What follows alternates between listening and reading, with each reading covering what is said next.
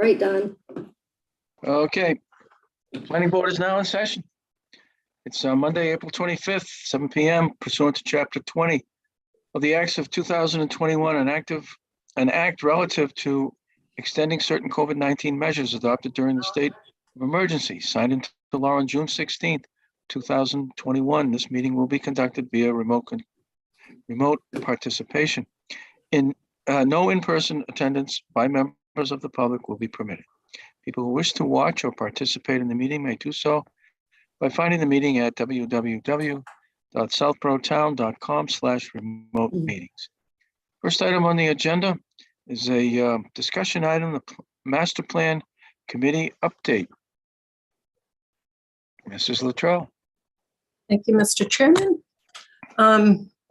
The master plan committee was scheduled to meet last Wednesday, and we were one short of a quorum. Wah, wah, wah. So we couldn't meet. We're meeting 7:30 Wednesday morning, and we're still looking at having a final draft for town meeting. I've read the draft that we have, and it's really very exciting, very readable. Good information there. So we hope to have a final draft for annual town meeting and let that socialize for a bit, and then have a joint planning board, select board meeting at the beginning of June. Sounds great. Anything else? Any questions, comments?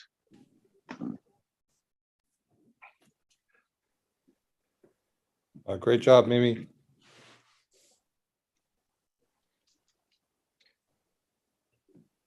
And then when would it go to print? After it's accepted by the planning board.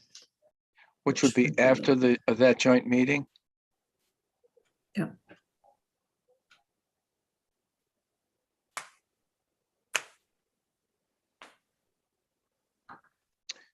Any other questions or comments? We have a 7:05 public hearing. I have 7:03. We can do the minutes. Make a motion, we accept the meeting minutes from April 11th, 2022 as written. Second. Motion's been made and seconded. Any discussion? Hearing none, all in favor, Morris, yes? Mills, yes. Stein, yes. Luttrell, yes. Houlihan, yes. Nice job, Kate. Very good. Thanks, Kate. I'll read the public hearing notice. I'm sorry, I'll read the agenda notice. It's a continued public hearing. 325 Turnpike Road, Ken's Foods expansion, major site plan approval. This is continued from September 27th, 2021, October 18th, November 15th, December 13th, January 10th, January 24th, February 7th, February 28th, March 14th, and April 11th. I believe in the few short years that I've been on the planning board, I have never seen a site plan public hearing continued so many times. And I would advise future planning boards to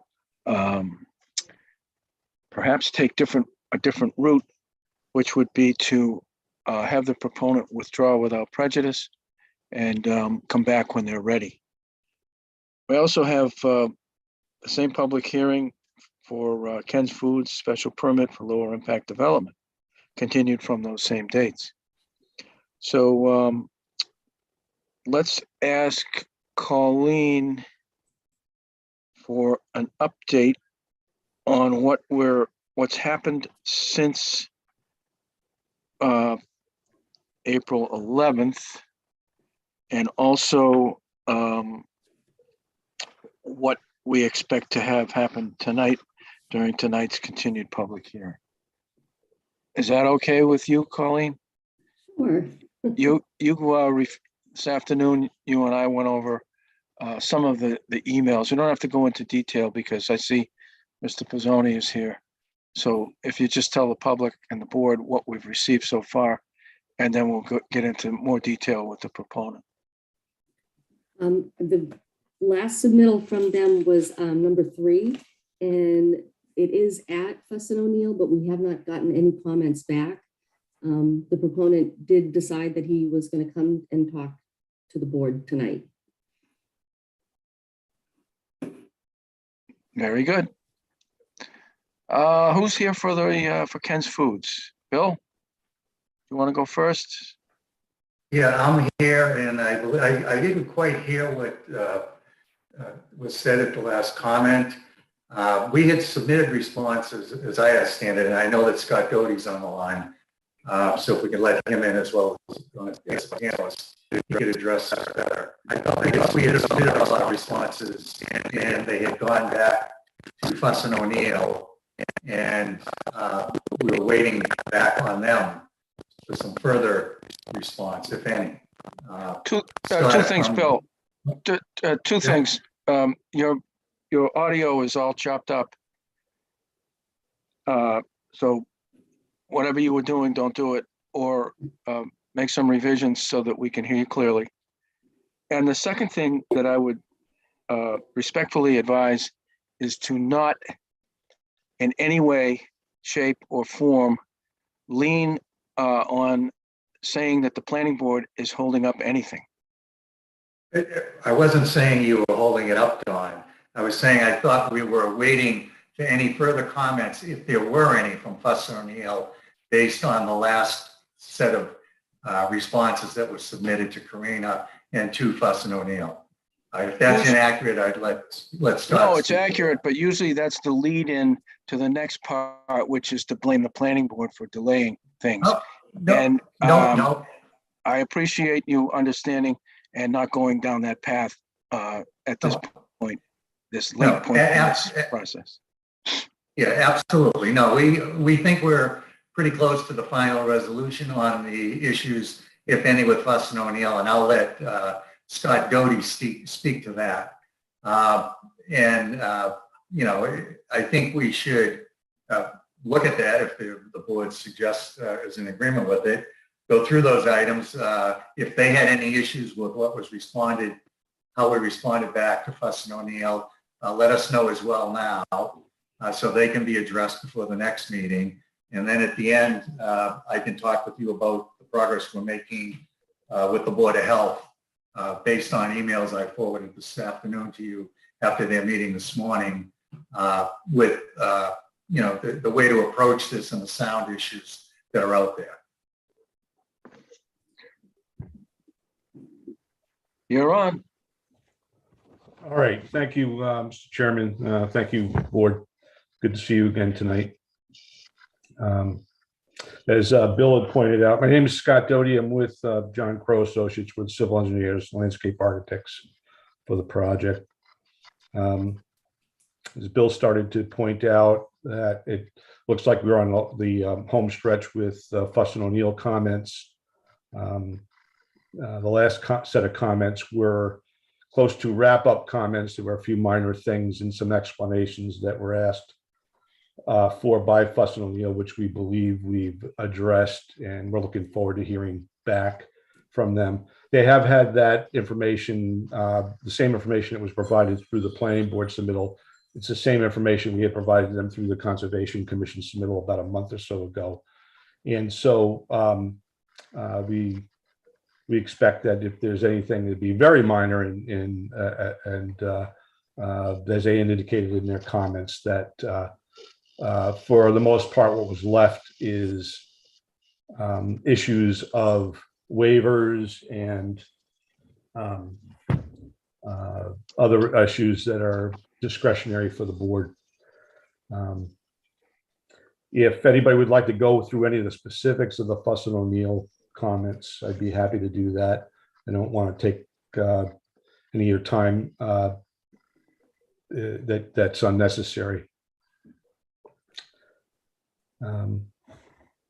With that, I'd like to sort of go ahead and talk about and inform the board that we're ready to make the repairs, those drainage repairs, that the items that were constructed incorrectly from the original submittal for the warehouse renovation.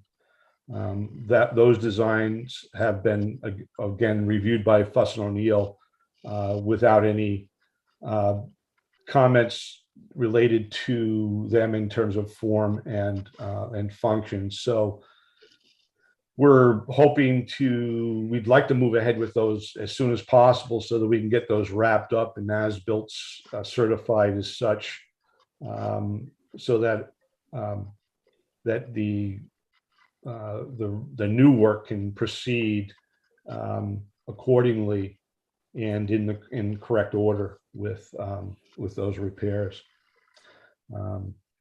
If anybody would like to go over those repairs, I could do that again, but I can share my screen, the information that's been submitted. I think I'll do that just because it's been a while since we've been, though we can continue to hear, it's been a while since we've been in front of the board. It might be helpful.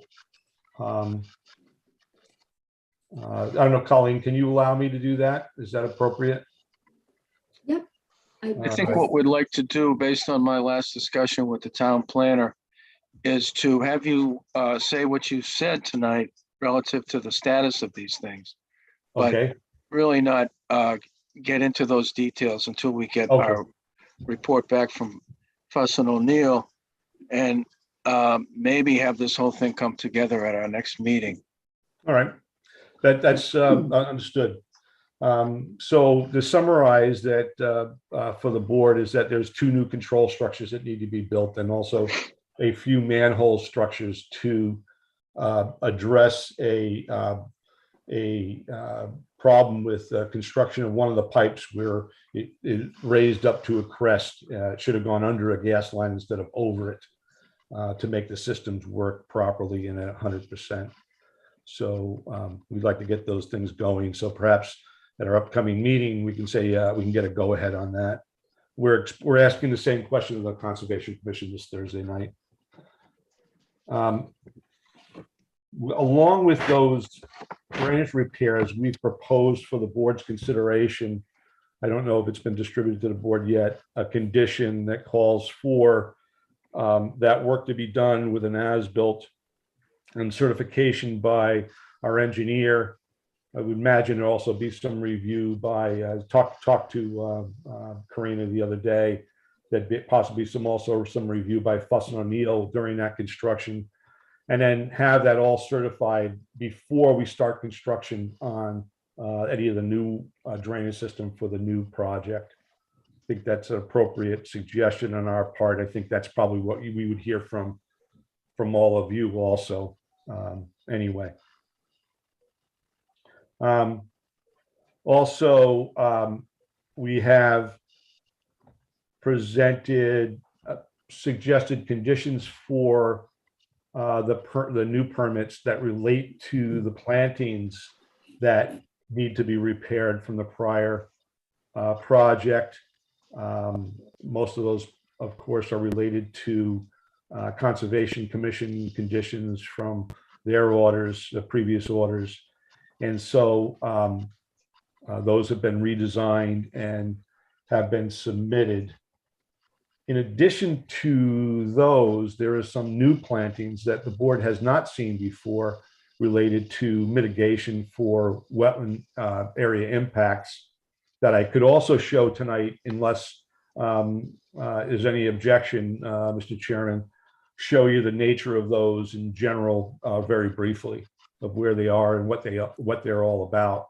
They have to do with to describe them, they have to do with plantings of wetland related plantings along the immediate edge of wetlands and buffer zones.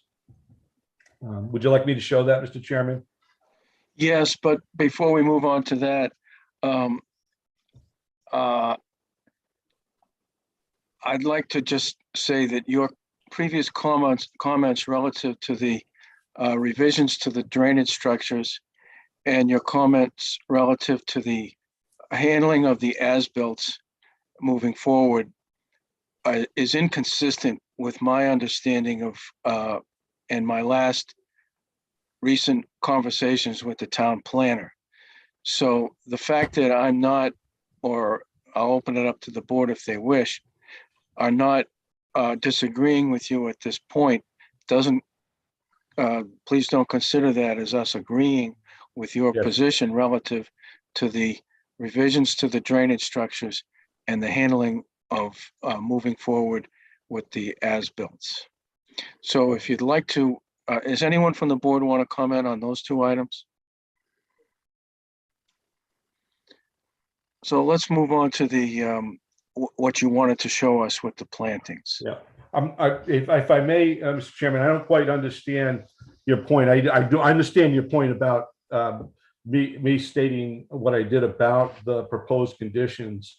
Not necessarily, I'm not presuming board's decision, but I don't 100% understand what you were stating. I don't know if you could explain that a little bit more, if you could. Thank you.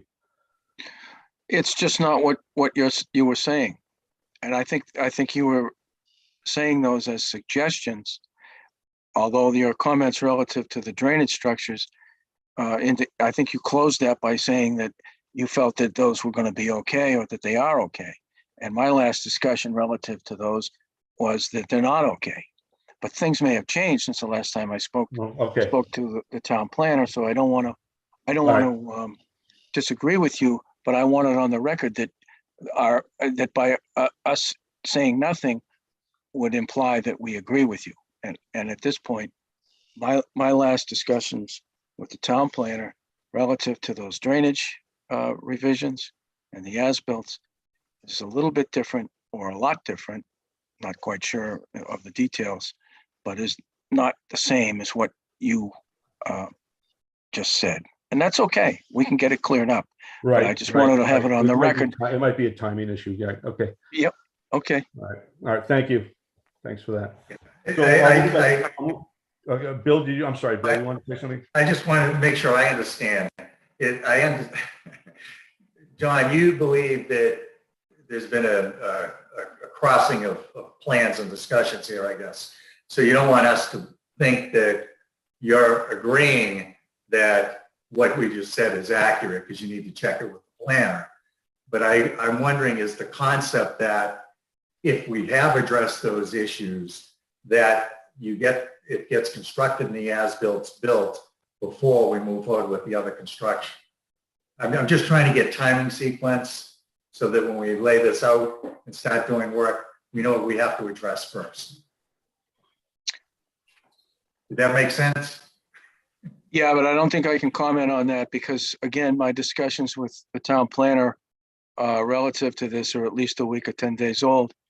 But and I'm not aware of anything that's changed that.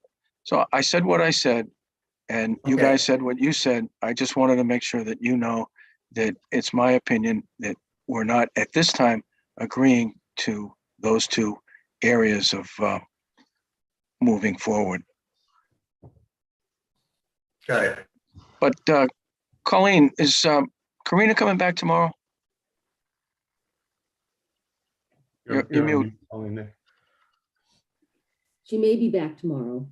Yeah, well, so later in the week, she and I will catch up. We'll go over what we talked about tonight, and she'll give me her version of where we are with all of that. Hopefully it's keeping the thing moving forward. On to the plantings. Thank you. All right, grab the share screen. Make sure I select the right screen. There we go. I think you see a plan now, right? I need to go to these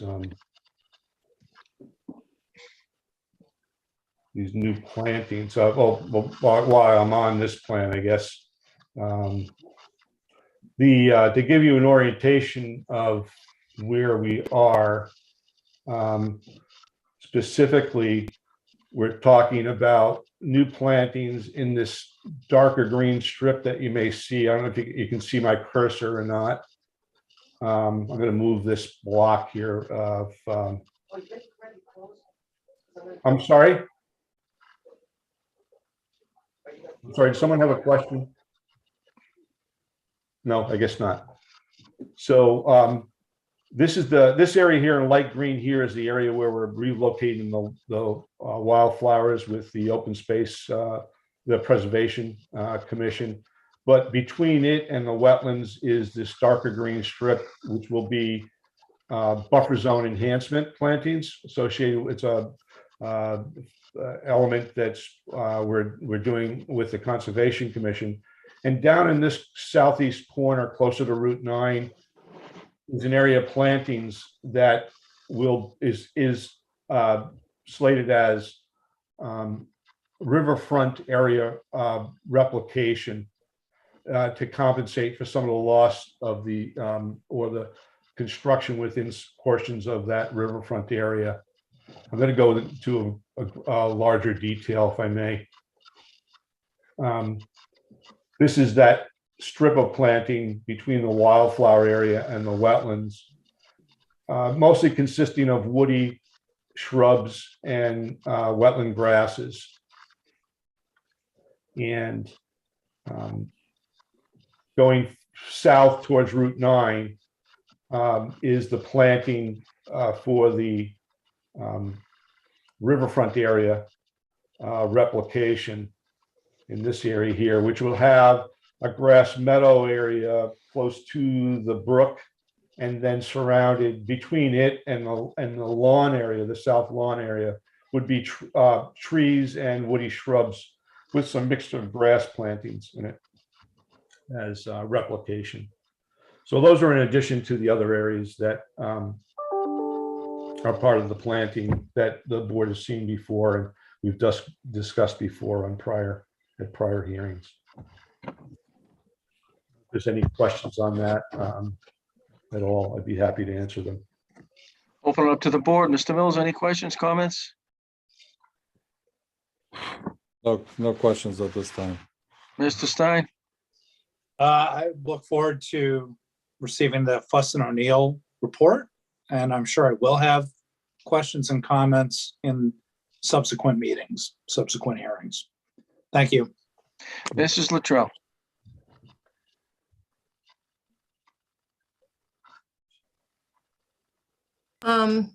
So the plantings that we haven't talked about here, but the ones from the previous site plan that are in the northeast corner by the employee parking lot, those were not planted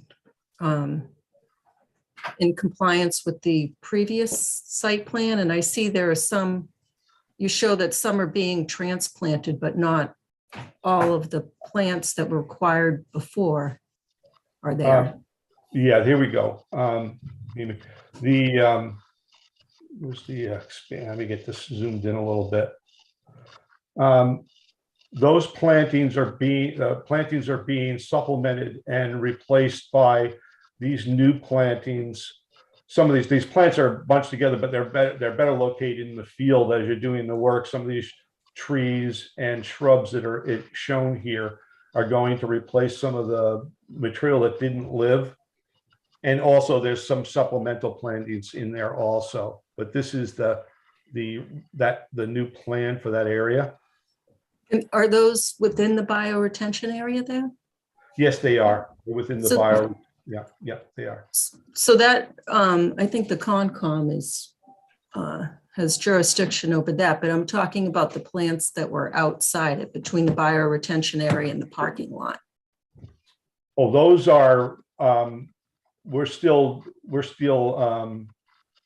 well, this whole area here, I guess maybe we better make sure we're talking about the same thing. This whole area is the bioretention area, all of that. Or are you thinking that the bioretention area is a smaller subset?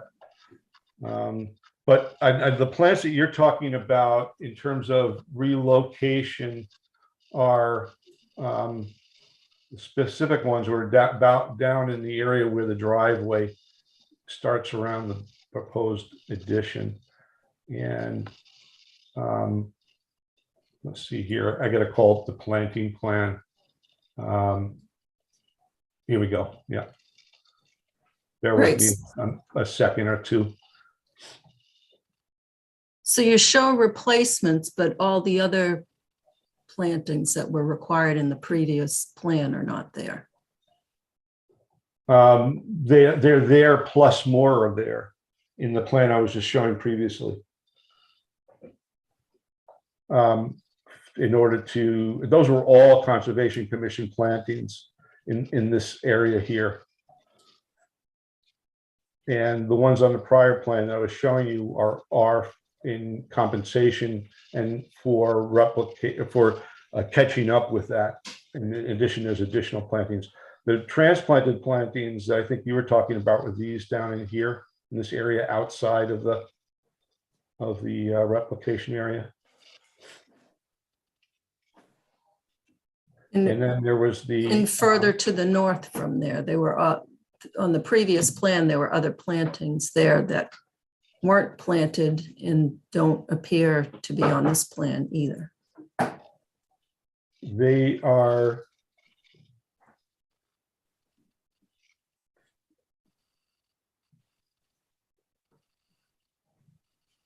This is the area that's further north, and the plants are shown. The plants that are on the edges, the outer edges, are shown here, and some of them didn't survive and are going to be replaced by some of these plants that are in this area here. They're going to be planted out in that area in addition to where they're shown right here.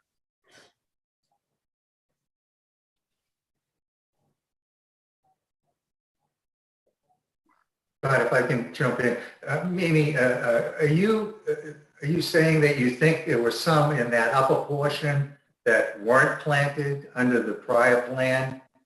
Because we can cross-reference that to make sure that they're shown on this plan as either being planted or they're in existence.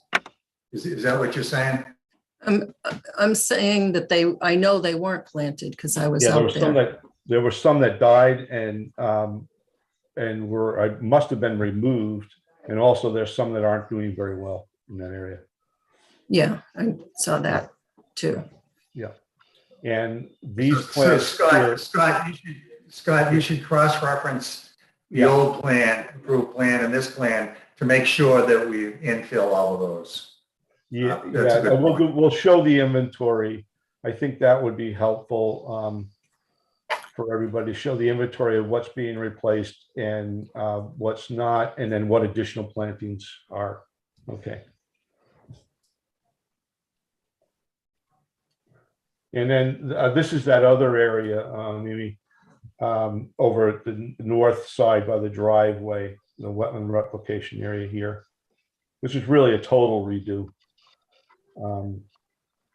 Really what happens, the soils there were just not good enough. The soil needs to be replaced really in this area. That's where the old truck turnaround is up by the north side there, the driveway. Oh, okay. All right. Yeah, we'll get that. We'll address that the specific inventory. I think it'd be helpful that our Goddard does that for us also, and we'll provide that to you. The one last thing I had, Mr. Chairman, before I can come back to this if somebody wants to, but I'll stop sharing the plan now of my screen. Mrs. Houlihan. Oh, I'm sorry. Thank you, Mr. Chairman. Thank you. I know, Mr. Morris, are you specific to the plantings or are you opening it up for anything? Anything. I think I would like to hear what happened on Thursday last week with the Board of Health. And I know Mr. Pizzoni said he would do that, as well as I saw that Heather is up here from the Board of Health.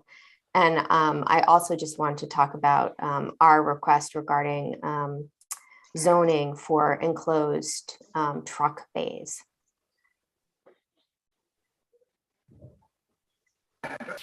I just wanted to make sure Scott finished what he was doing, and then I will lead into that. Yeah. Okay. I just had one item, Mr. Chairman and board, if you like, would maybe just to briefly go through the waiver requests that are there outstanding now. And that's what I thought I would do before Bill addressed some of the questions that Ms. Houlihan has raised. Unless the board disagrees with me, I think it's until we get that Fuss and O'Neill report, get the whole package. That's the point where we start talking about the waivers or All right, any well, of the thank you. details. Thank you, Mr. Chairman. Bill, please.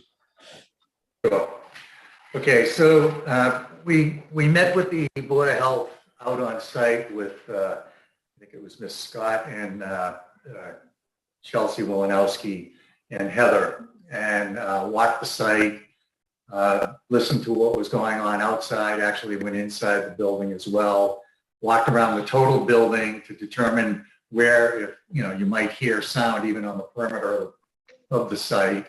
And it was determined that the sound that we believe the neighbors were hearing and anybody else that has heard it, that it is a product of the refrigeration units that are outside on the lot, and not necessarily all against, some of them are against the bays closest to Route 9, because that's where the refrigeration product gets loaded into it.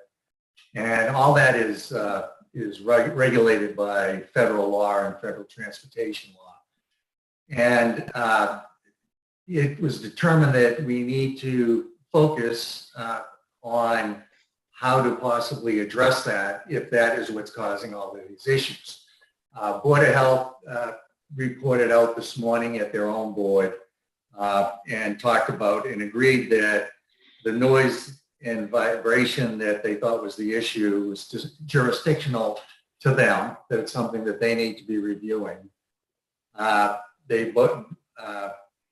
based upon several members and Heather, and with the Ken's representatives, the Board of Health wants to work with Ken's. Ken's is willing to work with the Board of Health and the abutters to take the steps required to address any noise issues reasonably associated with the Ken's facility that may violate regulatory standards and constitute public health and safety issues. We intend on exploring with the experts and an engineer, because logistics might come into play on the site. One thing that we did determine, and it was determined by the Board of Health members that were there and the Board of Health this morning and Heather, that the noise being complained of today by the abutters is not typical loading dock noise. It's not activity at the rear end of the truck. It's the refrigeration unit that's required by federal regulation at the front end of the truck and in the parking lot that's creating this noise, or the vibration that people are hearing.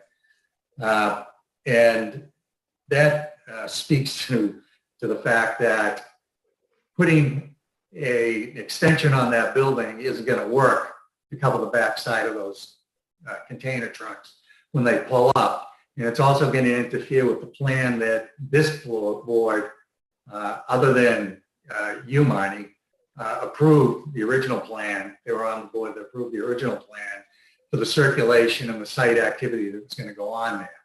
So we're looking into, and have spoke with our expert and with the Board of Health about this, that we may have to utilize logistics. We may have to utilize certain parking area where those refrigerated trucks are parked, for long periods of time, because it's only when there's a large amount of them accumulated there that you can hear it off site.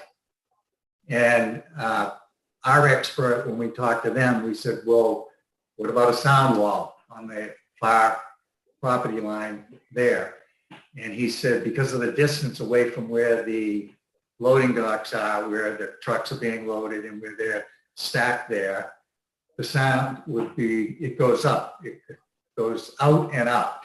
So a sound wall at that location would have to be probably 50 feet high, all right, which is unrealistic. So we're talking and we're looking at potential logistics changes, if possible, on site, where we can put a sound wall closer to where those mechanical units are, refrigeration units on those trucks, so it will contain it in that area. it won't have the opportunity to, raise in its height and go up the hill to hit Flag Road. So these are things that we're looking at, but it's going to take, quite a bit of time, some definitive discussions with the Board of Health, with our experts, bringing them into it to look at it and see actually what the best result is. And Ken's is, as I said from the beginning, Ken's is committed to address this issue if it was their issue. It appears now that it may be, partly their issue that they hearing. Unfortunately, it is regulated by federal law. So, we could get into a battle over it, but Ken's wants to they want to try to resolve the issue. So it's their intent to work with the Board of Health, and the Board of Health has said that they're willing to work with Ken's and work with the abutters to try to find a reasonable resolution to this so that it addresses the true issue, not just build something off the backside of that wall. It isn't going to fix the issue because it's not. And not build something off the end of that side of the building that's going to be financially a waste of money because it's not going to do anything. I sent an email today, and the other thing was the intent is for the Board of Health and us to keep in contact with the building inspector and the planning board while this process is being worked out to determine what the remedy has to be. And I can tell you, the plan's committed to the remedy. We don't think it should hold up the approval of this plan because it's construction on the other end, but we could have some sort of contingency or condition that, let's say, we have to, the Board of Health either has to report to you within 6 months before next winter, because it's in the winter it happens that people can hear this noise. I think everybody's agreed that they don't hear it during the summer and into the fall. It's only when the leaves fall. And we address those issues between now and then, and you either get a letter from the Board of Health saying we've addressed it, or if we have to, we may have to come back to you because we may have to change site logistics and build a wall in the middle of that parking lot, which brings in a lot of scrutiny that we're going to have to look at. As you know, in that parking area, there's a system for the water recharge and everything. We think there's an area where we might be able to put it, and like I said, it's committed to working towards that. And we think we can have some conditions. Bill, we're losing your audio. We're losing it. It's all chopped up. And unless you've got to make another point, unless you have more to say that you haven't covered, I'll open it back up to. I do, Don. I think we can craft an agreement or a condition that, we need to get back to you, prove that this was done, before next winter, when it could become an issue again. That being said, if we come up with a plan, and I'm not saying it's a planning board that's had all the delays here, it's been a combination of a lot of things. If we submit a set of plans to you in, let's say, September for approval, if they don't get approved until December, it's going to be an issue. So we will make sure that our plans are ready when we submit them, if we have to submit them. I think we may have to, though, because I don't think a sound wall on the edge is going to work, and any type of abutment off the side of the building flies in the face of the prior approval, which Ken's relied upon and spent $30 million to build out that facility. So that being said, the only other point I want to make out is that we can argue all day long as to whether or not there was a de facto approval of the way it was built last time, or we can focus on finding the real resolution to the issue that works both for the abutters and for Ken's and isn't a financial waste of money. So I'll get off my soapbox there. And Heather, I see it is up if she wants to add anything to the meeting, but I confirmed basically what I said to you in an email to Karina this morning. So I don't know if you've opened it up. I didn't realize she was away, which reiterates the 5 points that the Board of Health addressed and talked about at their meeting this morning and agreed with. So with that, John, I will get off my soapbox, and I hope you were able to understand me and my sound system wasn't mutilating it. Thank you. Before I go to Heather, I'd like to go back to Mrs. Houlihan. Marnie, will you go ahead? Yeah, yep, I'm good. Heather, did you want to speak? Just to, you know, agree with comments and just add some comments. So the current noise complaints from the abutters Flag Road, the abutters complaint this started in 2019. I know that the other, I'm not going to go into the past, the prior, I think it was 2017 approval. But there is obviously 24/7 operation and nighttime operation. I do have some concern about potentially more refrigerator trucks. I think in our work, I agree that this is likely from the trailer units that have an refrigeration unit that is combining with to make the low frequency noise when there's a lot of trucks operating. And I agree, some are in the parking lot, some are on the loading bays, and this is the complaint is that low frequency vibrational noise. So the enclosures would not take care of those in the parking lot. The enclosures to take care of the ones at the loading bay would kind of have to be completely enclosed, I think. So I do have some concern that there may be more truck traffic with the expansion. There is going to be less of the traffic between Marlboro and between Southborough for moving Ken's supplies, but my understanding those are not refrigerated trucks.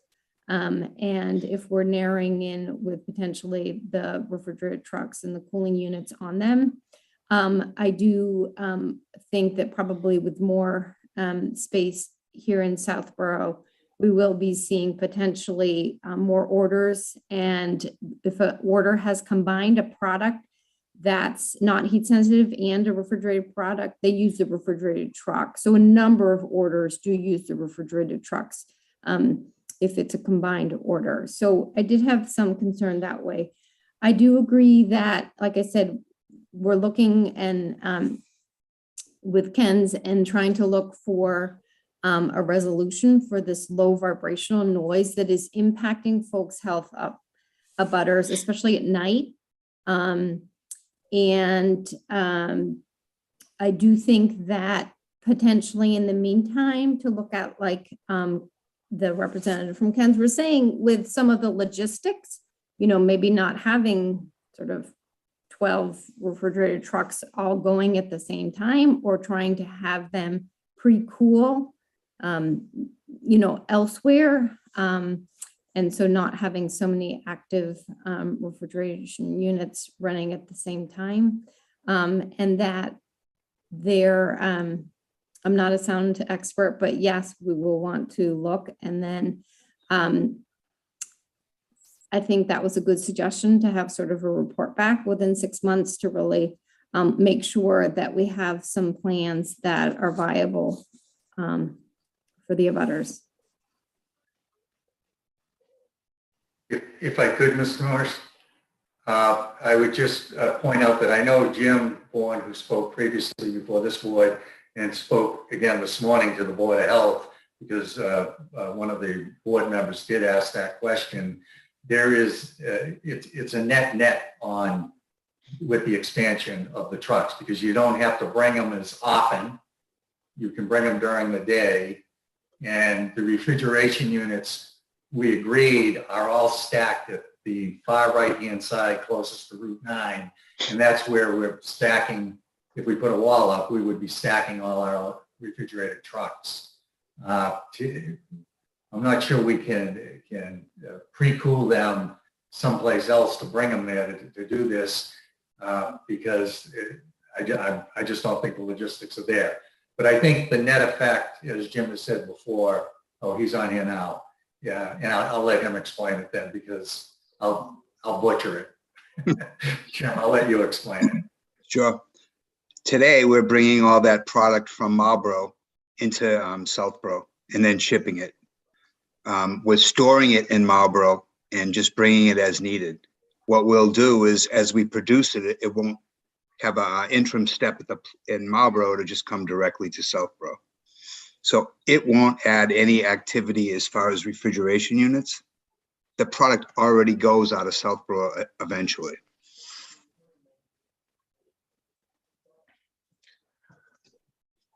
I would just comment on that based on previous site plans that we've been involved in. And that is, you don't want to limit yourself to a particular specific operation or quantity or type. So we say, okay, there's going to be one refrigerated truck there a month. That's not worth taking care of. It's not a big deal. And then that creeps to 2 a month, and then 10 a month, and then 2 an hour. And if that, nobody's going to police that. The neighbors are going to be upset. You don't want to limit yourself. If we're going to protect ourselves from noise, then we protect ourselves from noise 24/7, and the type of noise also.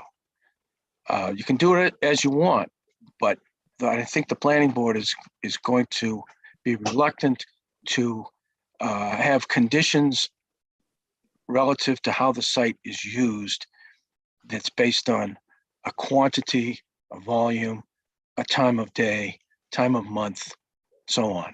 We want to be able to have a site plan where everybody knows what can happen 24/7. We see this happen all the time where site plans are, the proponent paints a rosy picture of how limited the operation is going to be. And within a few years, it's a big operation and nobody's there to police it. Just my suggestion. You can do it as you want. We'll see how the board handles it. Yeah, Don, there are, I think there are 10 bay doors on the far right side that are tied to the refrigeration units. And the parking would be in front of those. Now, that doesn't mean the wall is just going to be in front of those 10. It's going to run down further and on both sides to make sure it captures all of it. I understand your concern, but right now there's only so many refrigerated units that can be on the site because of the ability to load them. And that will remain consistent because we're not expanding refrigerated doors. Not now, you're not. Open it up to the board. Open it up to the board. Any questions or comments? If you go, if I could, Mr. Chairman, if you go to Ken's and go inside internally, you'll see they can't expand inside any more refrigeration than they have because they've got a huge robotic system throughout the whole facility. Things change. Thank you. Mr. Mills. Yeah, I was just wondering, Mr. Chairman, if any of the neighbors agree with that assessment about the refrigeration units on the truck, or was this just the health department and Ken's who met to determine that? And if there's any feedback from the neighbors on the determination. I believe Jim Bourne worked hand in hand with one of the abutters running tests of running the refrigeration units at night and shutting them down and then just moving trucks to see what noise they were hearing. And I believe that neighbor and abutter confirmed that it was basically the refrigeration. Yep. Thank you. Yeah, Any we other have, questions? I Go ahead, believe Heather. I believe at least one or two that they've worked with is an agreement that it's the refrigerated units on those trailers. Thank you. Anyone else from the planning board, questions or comments at this time? Go ahead, Mrs. Luttrell. To pick up on what Mr. Bourne had just said about the text exchange with one of the neighbors. So you were able to increase and decrease the amount of noise. So what were you doing? We shut all the trucks down. We turned them all on. We communicated in between each time we had made some adjustments. So we simulated some operations. Okay, so when the noise level was down, you shut the trucks off? Or were there a certain number of trucks that were on that was still at a lower? We did level? all different amounts. We went from 20 to 12 to 6 to 2 to 0. We just simulated all different scenarios. And I got their feedback, and that's what we based some of our ideas on. So there were 20 trucks running in the parking lot? Yep. We simulated it. We turned a whole bunch on that usually wouldn't be on. Okay.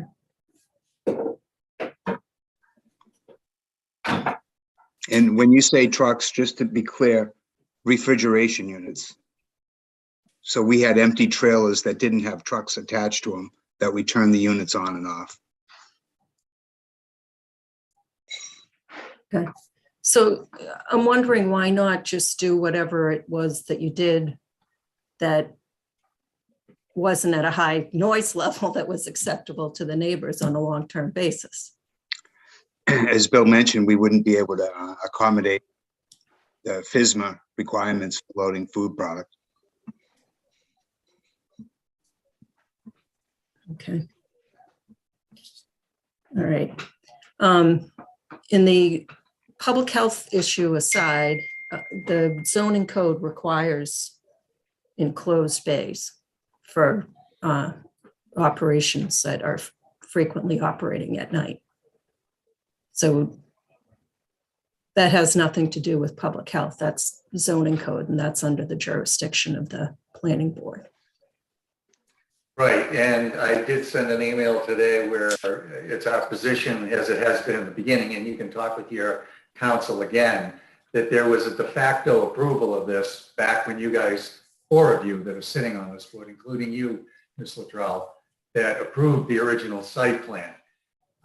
And we're not trying to skirt anything, and we've spent $30 million here. We're trying to address an issue that's cropped up after that approval. Now, you can grant a waiver to that. Our position is you granted it because in your own approval, you cited that we complied with zoning, otherwise, other than as noted therein, and you granted waivers.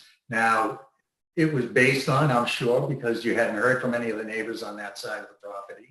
Nobody heard any of the noise. Nobody realized that this refrigeration was going to be an issue. So you didn't require us to have to build them at that time. And, you know, I mean, we can argue that and fight it all we want, but it's not going to help Ken's and it's not going to help the abutters in the interim while we fight that out. We should probably be focusing on a resolution to this and moving it forward, because it's not the activity at those loading bays that's causing the problem. And you guys made a decision previously based on that, I think, that nobody was going to hear it, so you didn't have to worry about it. You didn't require anything. Plus, logistically, you wouldn't have been able to put them all underneath the facility. You know, build it out over it. You take away 3 lanes, you know, a whole lane of traffic and a couple of other lanes. It wouldn't have worked logistically.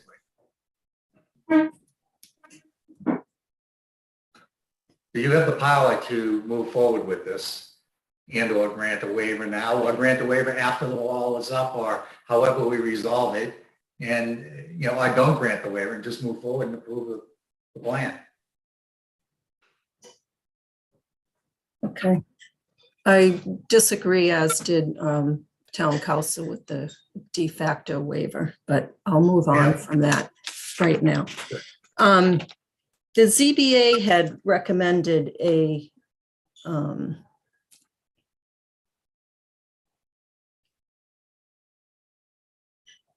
visual improvements on the east side of the building, plantings to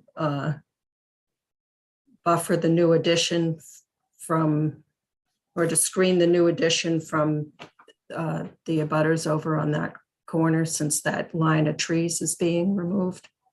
Are there any plans for anything there? I'd have to go back and look at their decision. I'm sorry, I'm at a loss right now. It wasn't in their decision. They had sent a letter to the planning board after they approved the special permit. Oh, I don't know if I've seen that.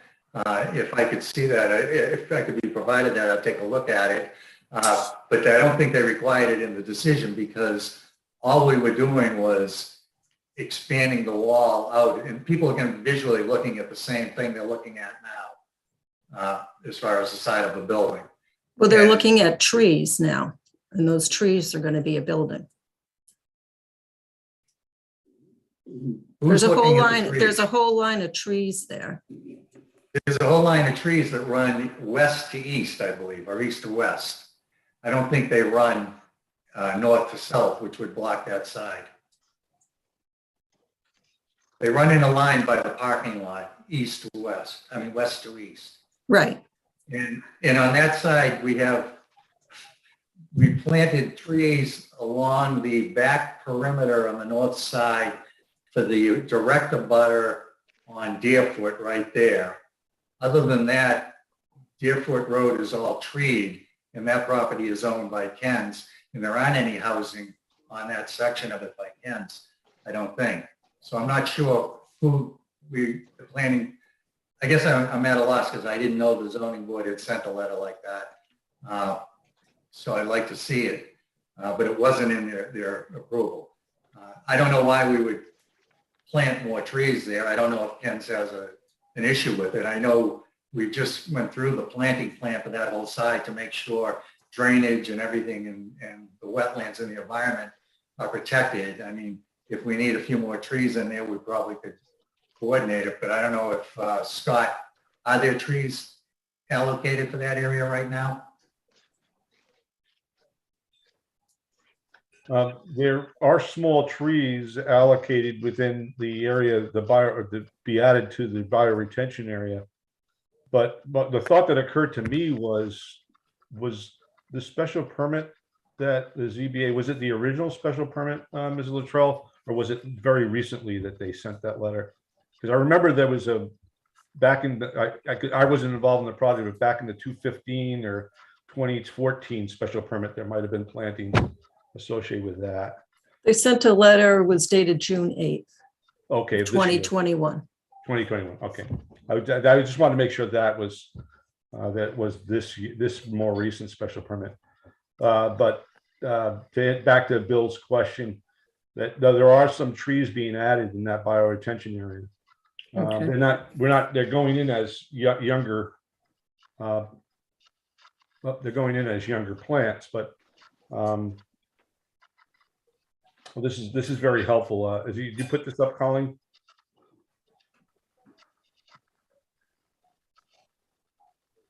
I did put it up. Yeah. The trees that are being removed, there's a row of arborvitaes there.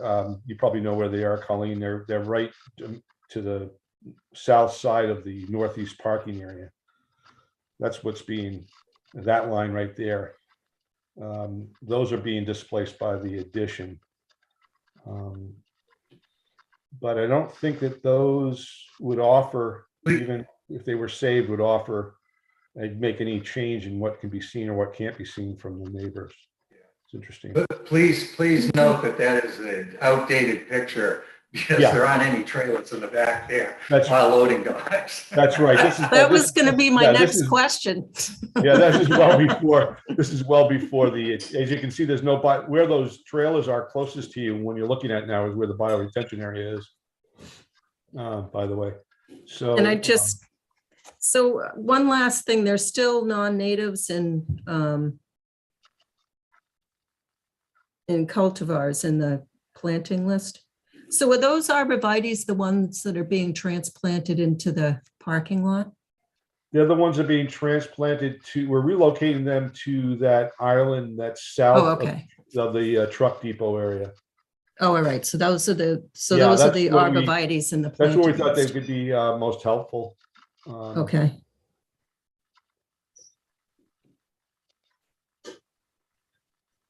Yeah, I don't know how you got a hold of this picture, Colleen, but it was old. It's Google Earth. Yeah. It's an older picture. I'm trying to find the date. That I think that's usually up in the upper left where you can change the date. Were you all set, Mrs. Luttrell? Oh, one more. What are the lid techniques that are being integrated into the design?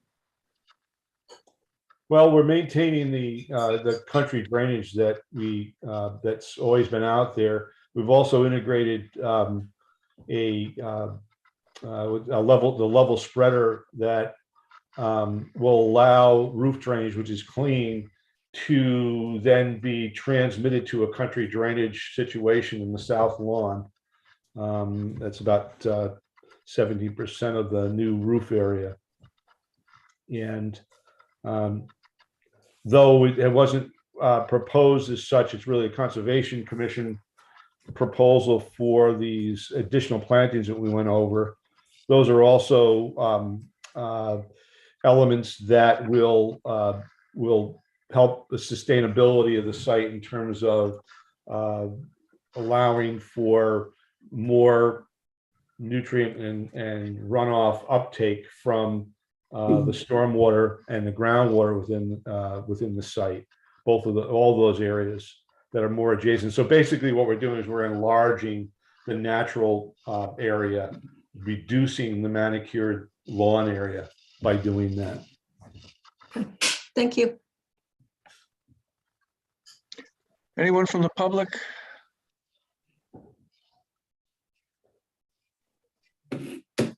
Frederica? Oh, Freddie. Hi, everyone. I'm Freddie Gillespie, Chair of the Open Space Preservation Commission. Hi, Scott, Will, planning board members. Both Bill and Scott have attended prior Open Space Commission meetings, but we haven't reviewed this newest plan yet. So we will want to try to set up a meeting as soon as possible to go over the planting list.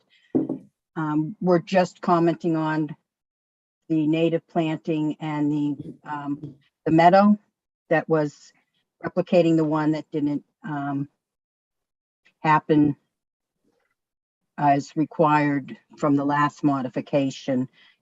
It somehow wasn't established properly. So we have great concerns on making sure that this one gets planted correctly. And we've had some conversation with Scott, and I think Bill was there as well. So we want to continue those conversations. I'll try to get a meeting set up and let you know. Some of the plantings that you're doing for the Concom are in line with what we had been recommending, increasing the number of natives. If there's any cultivars are not native to New England, we would comment on those.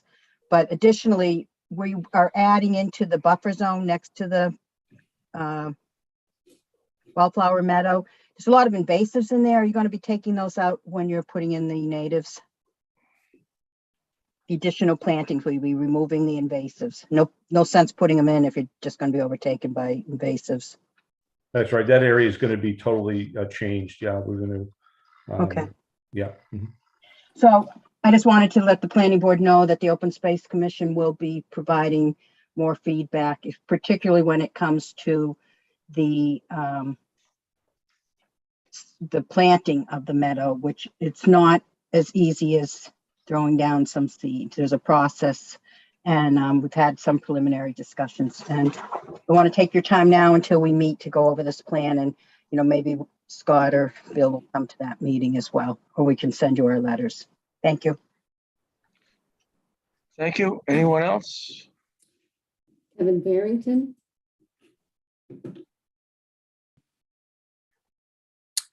Hi, this is Kevin Farrington, 58 Flag Road. Just a couple comments on the 2017 decision and whether that implied that they were conforming to zoning codes. I went back and looked at all the recordings of that meeting, and the subject of nighttime operations never came up. So it's not surprising that the planning board approved it back then. Now, with evidence of substantial nighttime operations, I think that kicks in the enclosed bays thing. I'm pretty sure the 2017 approval actually requires Ken's to conform to all planning or all zoning requirements, not that they do conform to all zoning requirements. So it's not that you were stating that they conformed, it's that you were stating that they needed to conform. As far as the noise, we still hear it. We were able to interact with Jim Bourne. It went away for about 5 minutes. And, within 15 minutes, it was back to the same loudness as it always was and hasn't changed since. So just wanted to let you know that. Thank you. Thanks for all your efforts. Thank you. Yeah, if I could just comment. Bill, we got to keep moving. We got a big agenda tonight. We've Just covered have the one noise. If there's anyone else that hasn't spoken, we really have to move on. We have several other public hearings. Covered a lot of ground here tonight. And I think we've set the table for hopefully some good action between now and our next meeting and at our next meeting. Anything else from anyone other than Mr. Pizzoni? I wouldn't say that if I didn't know you for so long. I know. I'm gonna miss you. Mr. Mills, we need to, the approval period goes to May 27th, so we're okay. Our next meeting is May 9th for the continuation of hearings. So this would be the point in time where we would entertain a motion to continue these hearings.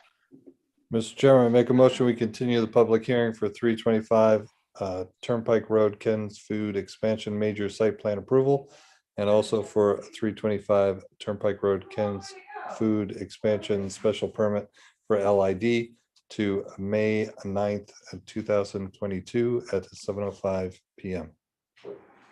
Second. Motion's been made and seconded. Any discussion? Hearing none, all in favor, Morris, yes? Mills, yes. Stein, yes. Latrell, yes. Houlihan, yes. Very good. Thank you. We'll see you on the 9th. Thank you. Thank you.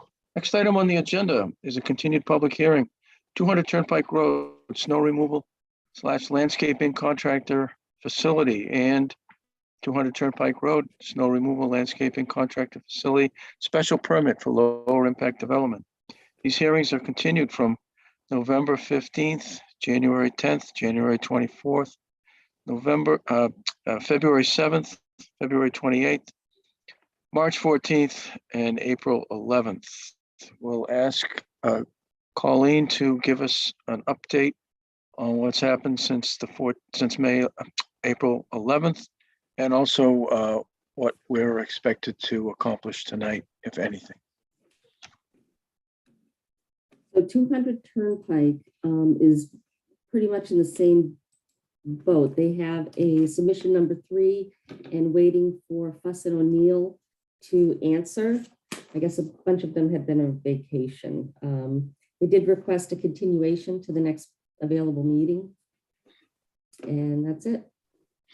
There was also, in the time between now and the previous hearing, was there a letter received from, was it DCR? Yes, there was a letter. You're right. Okay, that's on the Dropbox. That's on the web. So we just wanted to let the public know that there has been some progress made relative to the state. So is there anyone here from 200 Turnpike Road?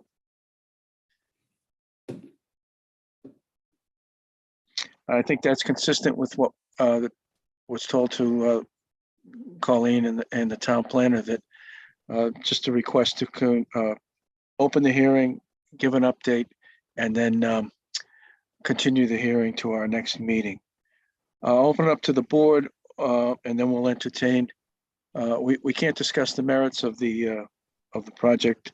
Anybody have any questions or comments before we entertain a motion to continue the hearings?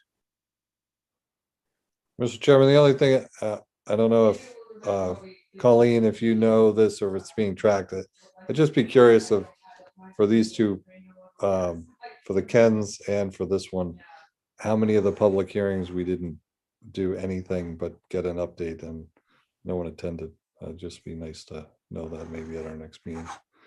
It's interesting you asked that, because we did sort of talk about that, Karina and I believe it was the last time you saw them for input was about one of the meetings in December. Okay, Thank you.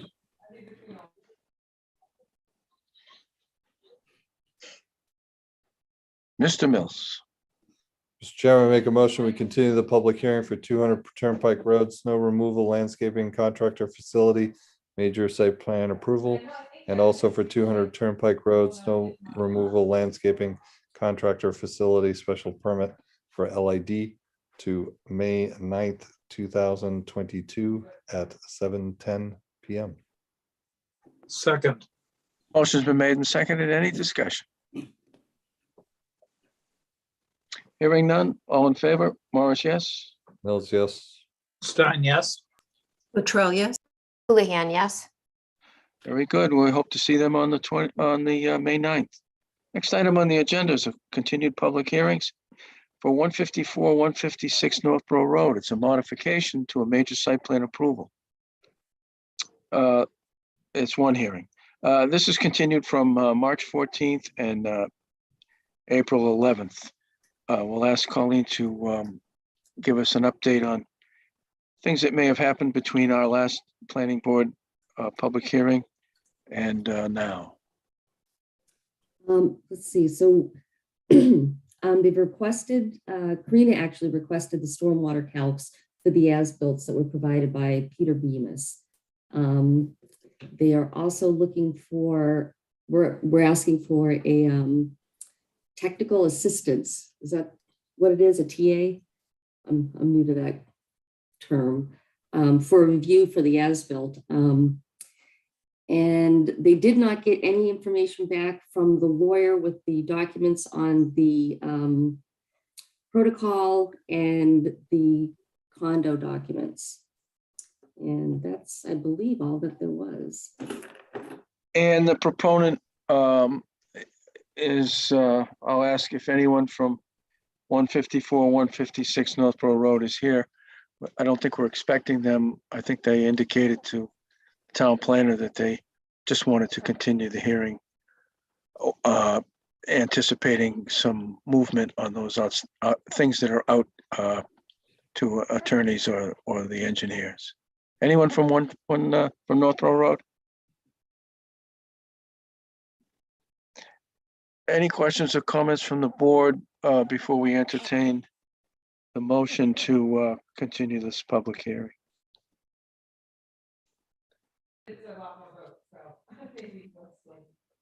Mr. Mills. Mr. Chairman, I make a motion, we continue the public hearing for 154, 156 Northborough Road, modification, major site plan approval to May 9th, 2022 at 7:15 PM. Second, Motion's been made and seconded. Any discussion? Hearing none, all in favor, Morris, yes. Mills, yes. Stein, yes. Latrell, yes. Houlihan, yes. And so as we began these hearings tonight and as we end on these site plan hearings, it's an example of an opportunity for the planning board to suggest to the proponent to withdraw without prejudice and get their documents and their submittals in more of a complete fashion before opening up or reopening the public hearing.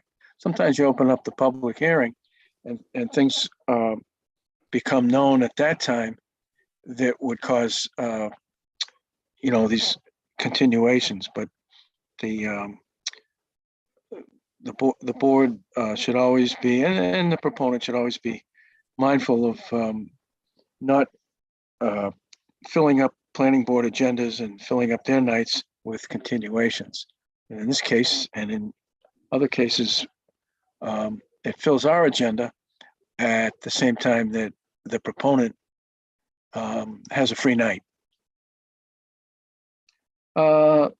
Next item on the agenda is a proposed warrant article. It's a public hearing. It's continued.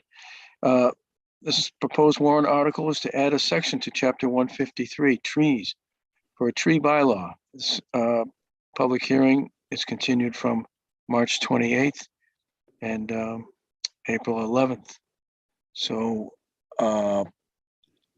Colleen, did you have anything on this, or should we go straight to Mrs. Latrell? This one would be, yep, Mrs. Luttrell, if you're on. Can I share my fancy new PowerPoint? Sure, let's see. We have a new logo too. Hopefully we all like it. I'm branded. Oh, you're branding it. That's a good thing. For the public, Mrs. Luttrell, and then for the next public hearing, myself prepared a little presentation on these articles. And they were in need of formatting and just a more professional approach. We asked Mrs. Houlihan, and she revised the slides, which we're going to see tonight. I hope. Yes.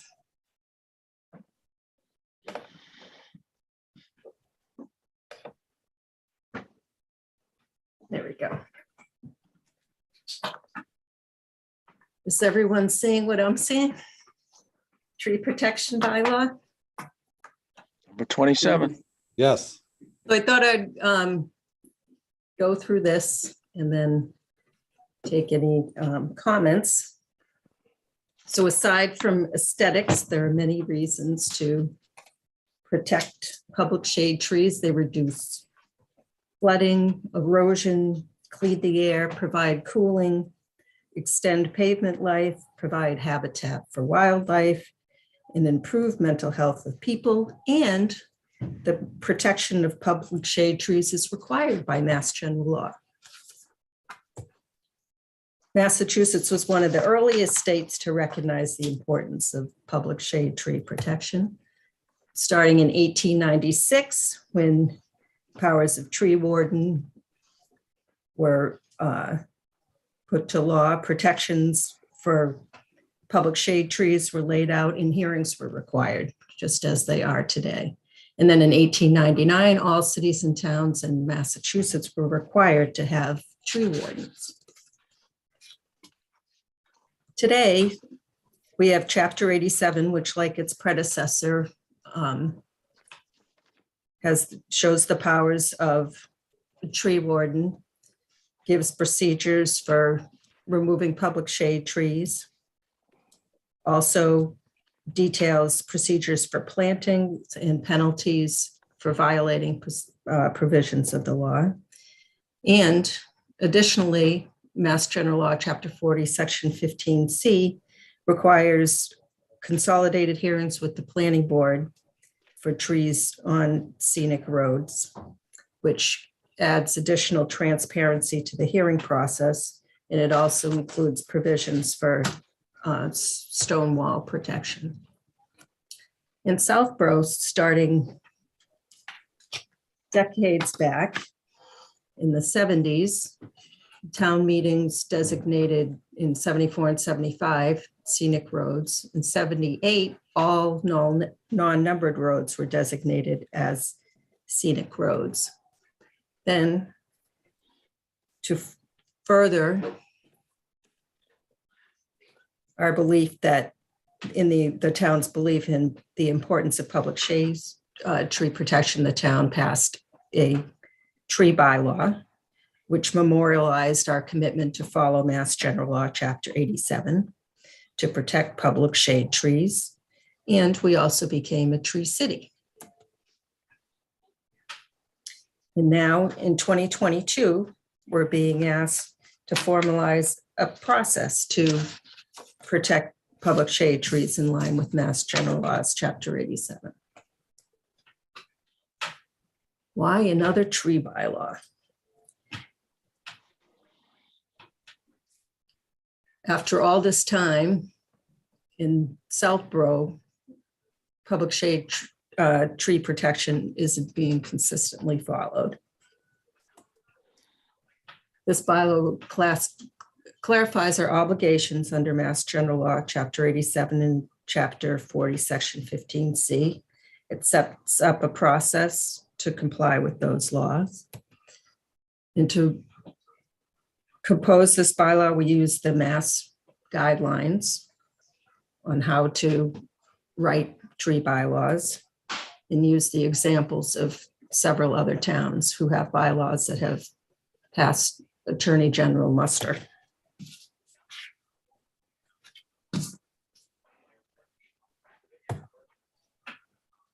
This bylaw provides clarity of the town's responsibilities. It defines some terms that aren't specifically defined in the law, and it creates a process that's tailored to the town of Southborough, but is something that's been done in other towns. What it does not do is impede on personal property rights. This bylaw only deals with public shade trees, which are in the public right of way, which are public property. And it does not impede on the removal of trees that are an imminent hazard to person or property. And it doesn't create any new regulations. What's in the proposed bylaw is in Chapter 87, the premise of which has been in place since the 1800s. What is the public right of way? These trees we're talking about.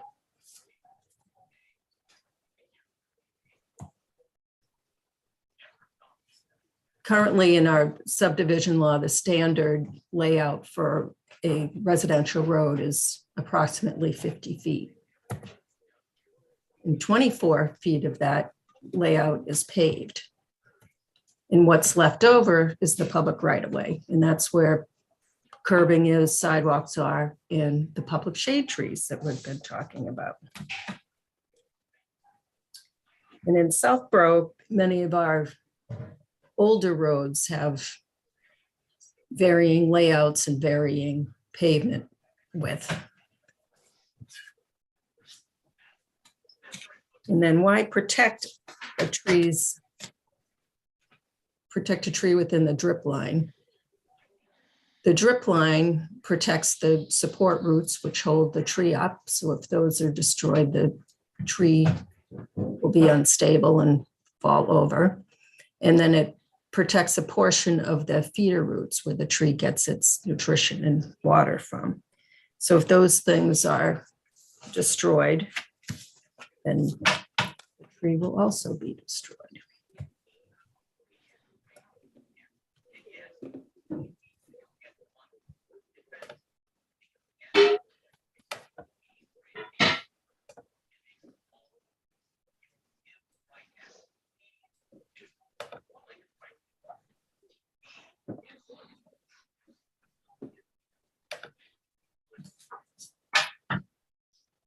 Any questions?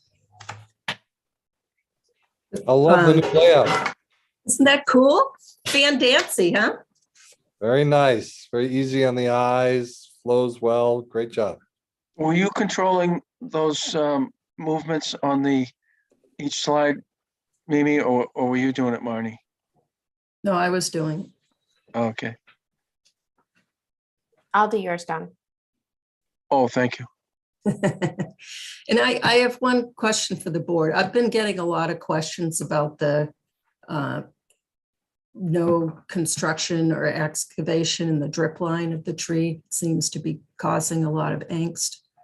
And I'm wondering what the board thinks of that, if that's if it's worth amending that portion out, going with the rest of the bylaw, or leaving that in. I would ask, have you seen that in most, all, or very few of the other towns' tree policies, tree bylaws? I've seen it in several other towns. But it's absent or silent in others? Yeah. If we're getting a pushback, the question on that, then the question might be, is the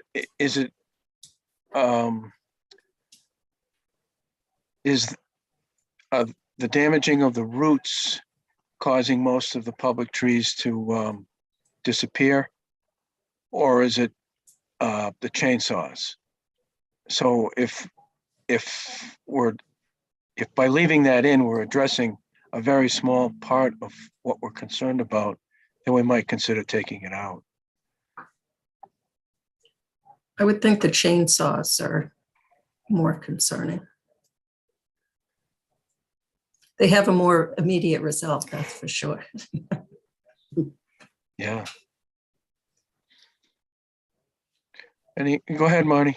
Yeah, I heard some of that discussion during the advisory meeting, and I think the specificity around construction that needed to be defined. And I think the challenge here is you can't really define it. They were saying the person that raised the issue was about construction could be me wanting to plant, plants. And I think what we're trying to say is that in Mass General Law, construction isn't defined. And so construction is something that would damage roots. And I think that is kind of, do you need to spell it out in a definition? And so my feeling is that you could leave it as is, and it's subject to the reader's interpretation. And construction typically means like significant equipment and digging. And so I don't necessarily agree on that side or the recommendation for specificity or definition. And I would just leave it the way that we have it. And leave that section in that a permit's required for construction and excavation within the drip line of a public shade tree. I think so. Hey, Mimi, Mhm. is there any differentiation between like a owner-occupant homeowner's residential construction versus a non-occupant, such as a landlord or a commercial property owner? No,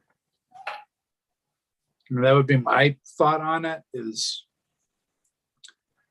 we would we might be best served to exempt owner occupant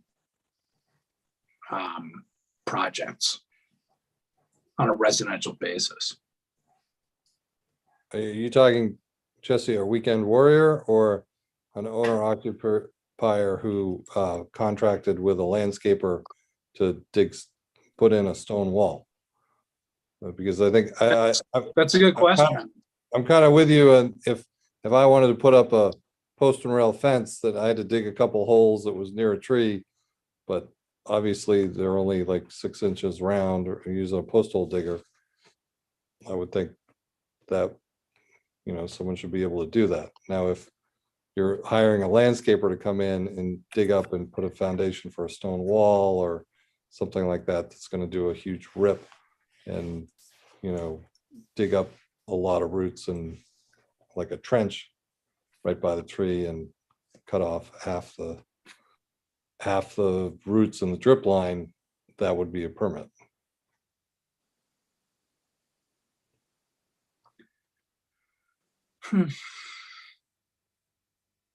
That's a good question. I think my concern is it could get complicated and murky.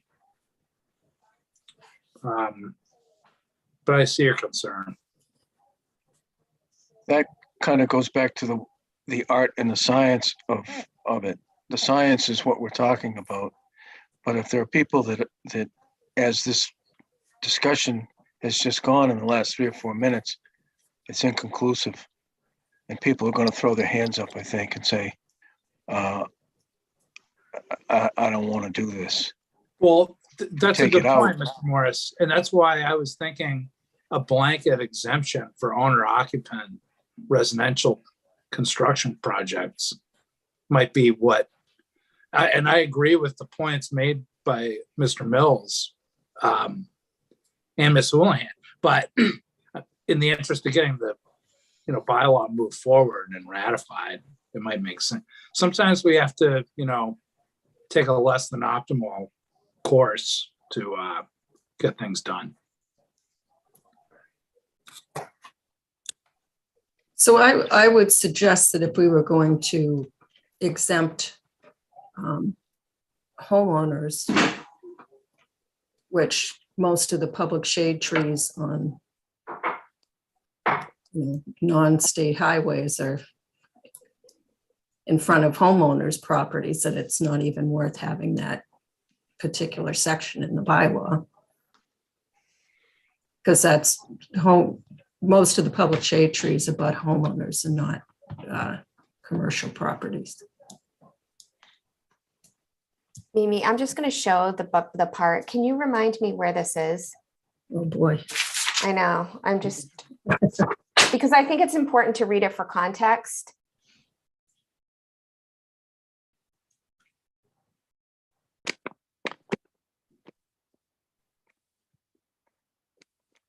It is under D jurisdiction 5.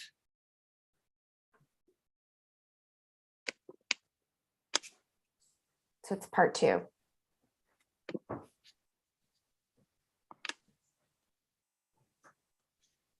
Yes.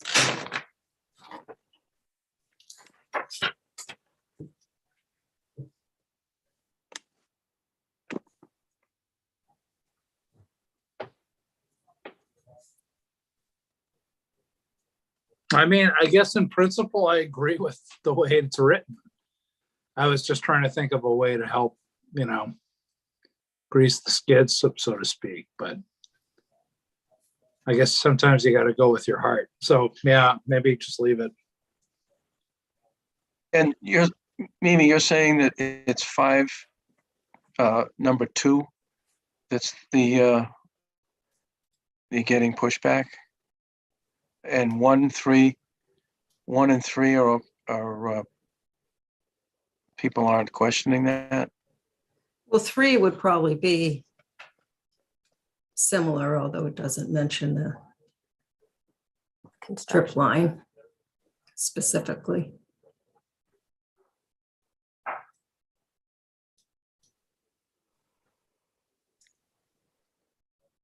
Why don't we,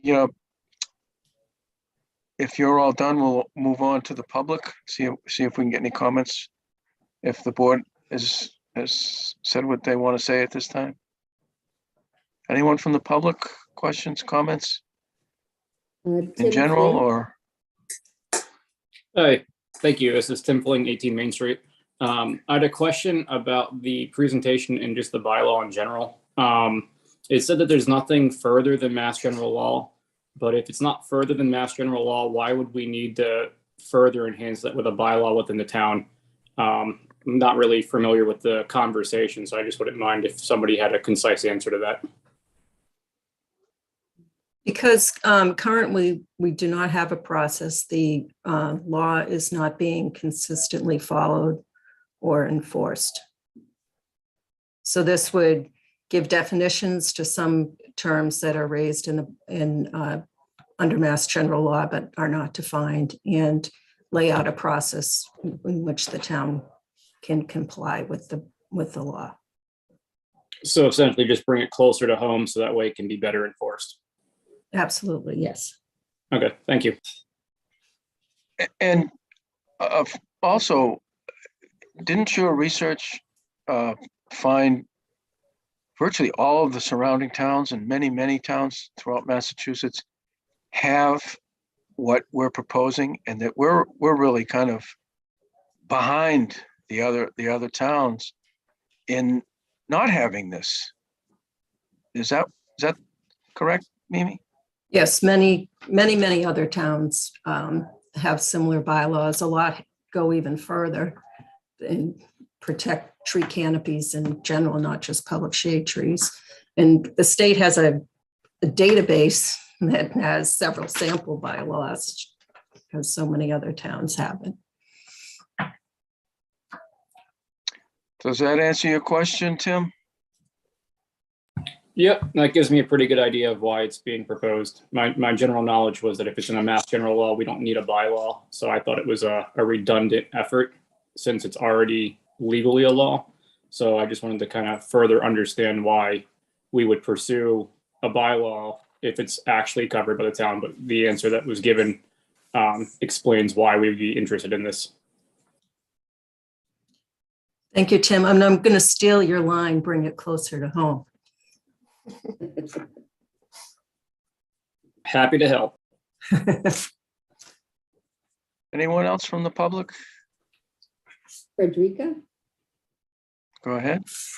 Hi, Freddie Gillespie speaking as a citizen. I'd like to thank the planning board for the work on this, and particularly Mimi, who I believe has spent a ton of time, Marnie's help, but thank you for bringing this forward. And as for the drip line versus the chainsaws, that comment, I think often trees aren't looking as well when the chainsaws come. And one of the reasons they start to not look well is because, you know, the root system has been damaged by interference with the root line, even if they're a healthy tree. So sort of like a first step to killing a tree is interfering there. So it may be the chainsaw you see come faster to kill the tree, but I would say the chainsaw often comes because of the drip line damage. And I think it's valid to keep it in. And I would hope, and not hope, I believe there's enough people in this town that will support the drip line. I think you make a good case for, you know, have good examples for why that's important if you're asked. But I believe people will, especially when towns are getting grants to spend tens and tens and tens of thousands of dollars to plant trees, and we already have them, you know. So it's a big, you know, it's an important issue with the upcoming change in our climate, and, you know, all the benefits you spoke of. So thank you very much for working on it. I'll make sure myself, and I'll bring all my friends to support it. I have a couple. Anyone else? Bill Putri?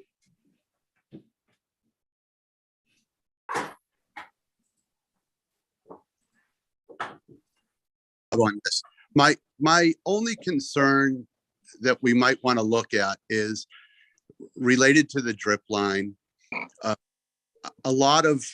We have a significant amount of very small lots in this town that tend to be in some of the older areas.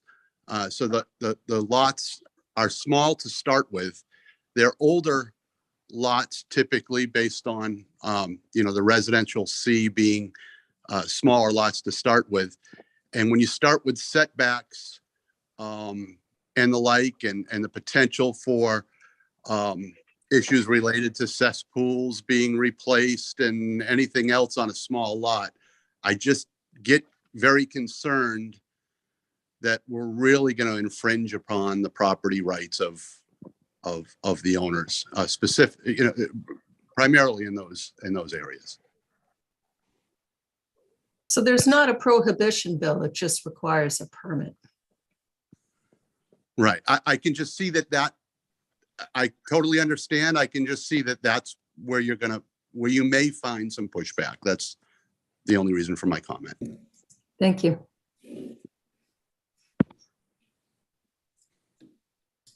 Anyone else?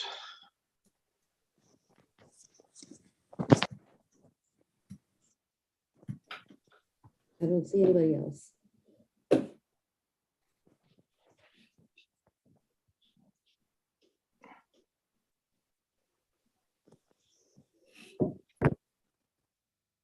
So, Mimi, if you're all set, then we'd just continue the public hearing to May 5th.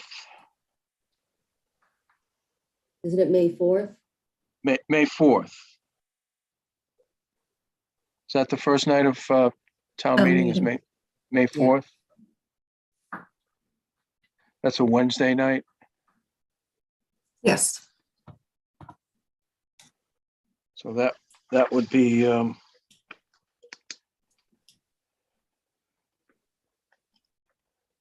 May 4th. And town meeting usually starts at what, 7? Yes. Oh, and I forgot one thing from the select board advisory joint meeting, the planning board, who there was a quorum of myself, Mr. Morris and Ms. Houlihan, agreed to amend the bylaw to have the planning board review regulations and review and accept regulations and fines. Forgot to mention that. So that would be. So there an will be amendment. one amendment. Okay. I see we're getting some notes here. This town meeting starts at 6:30. Appreciate that from Sam and Tim. So did the advisory vote on this article at their joint meeting? No, Did the selectmen? not as far as I know. If there's nothing else, then we would continue this public hearing to what, 5:45, 5:30 on the 4th. So moved. Seconded. So is it 5:30? 5:30.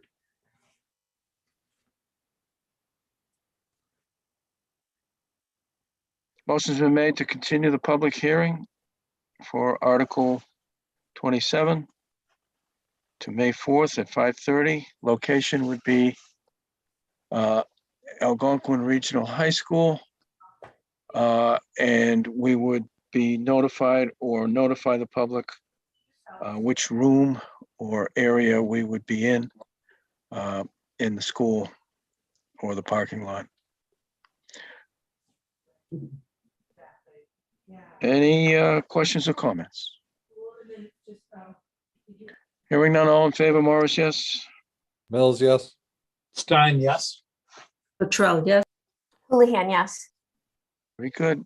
See you on the 4th. Next item on the agenda is a continued public hearing for a proposed warrant article, Scenic Roads, continued from March 28th and April 11th. This is Article 28. Scenic Roads Bylaw. Go ahead, Marnie. The town, the Scenic Road State Law is Chapter 40, Section 15C. And that's been around for a while. And many of the towns in the Commonwealth have designated scenic roads. And of course, upon the recommendation or request of the Planning Board, Conservation Commission, or Historical Commission of any city or town, such city or town may designate any road in said city or town a scenic road. If you look in the Scenic Road Act, you will see no definition for scenic road. The term scenic is not defined in the Act. So what's happened, the Scenic Road Act covers not just trees, but also the town's jurisdiction over stone walls. And these are trees and the stone walls in the public way. Very similar to what we just went through with the, can you go back a second, Mimi, Marnie? So what the town did back in the 1970s at 3 town meetings was to designate scenic roads. And in 1974, there was a handful of roads designated at that town meeting. The following year, a few more roads. And then at the 1978 town meeting, the town designated all remaining public ways in existence as of that town meeting vote. And since then, no scenic roads. Since then, 68 public ways have been accepted by the town, built and accepted by the town. And yet none of them since 1978, since they were built, have been recommended for the scenic road designation. And that's what we're planning to do at this town meeting.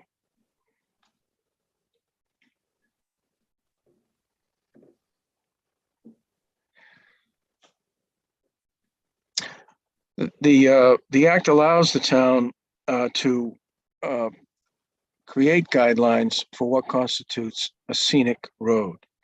Town of Southborough does not have such guidelines, but could be the next step in this process of managing the town's public trees.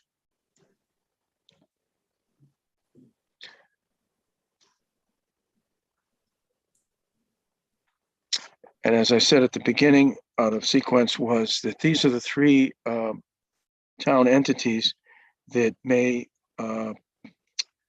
designate or recommend the designation of roads as being scenic. And in this case, in 2022, it's the planning board.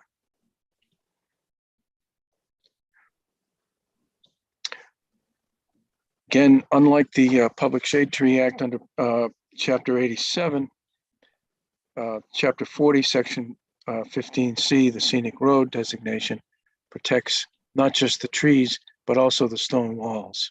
But they have to be within the town's right of way. And it does not protect trees and stone walls that are solely on private property, as we can see.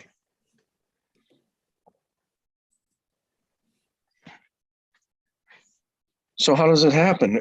There is a, after a road has been designated as a scenic road, any repair, maintenance, reconstruction, or paving work done with respect thereto shall not involve or include cutting or removal of trees or the tearing down or destruction of stone walls without consent of the planning board, but only after a public hearing. And there's rules for advertising such a public hearing within the act. And then if the public hearing is held under provision of the Scenic Road Act, as well as Chapter 87, then prior to the cutting or removal of a tree, such hearings shall be consolidated into a single public hearing. And we're actually going to have one of those later on in our agenda tonight. The law also allows the city or town to create an ordinance or a bylaw that establishes a violation of the Scenic Road Act. We're not doing that at this point. All we're doing with this warrant article is to add more roads to our list of scenic roads. And based on what we have now, all of the 175 town public ways are protected by Chapter 87. And we would be adding under the Scenic Road Act and bringing the number to a total of 107 town public ways. 68 town ways to the lists of the town scenic roads. And this is printed in the warrant. These are the 68 town public ways the town has accepted since 1978. And there's one road here that was a dead end, Orchard Road, and it was extended. It was created in 1992 and then further extended in 2008.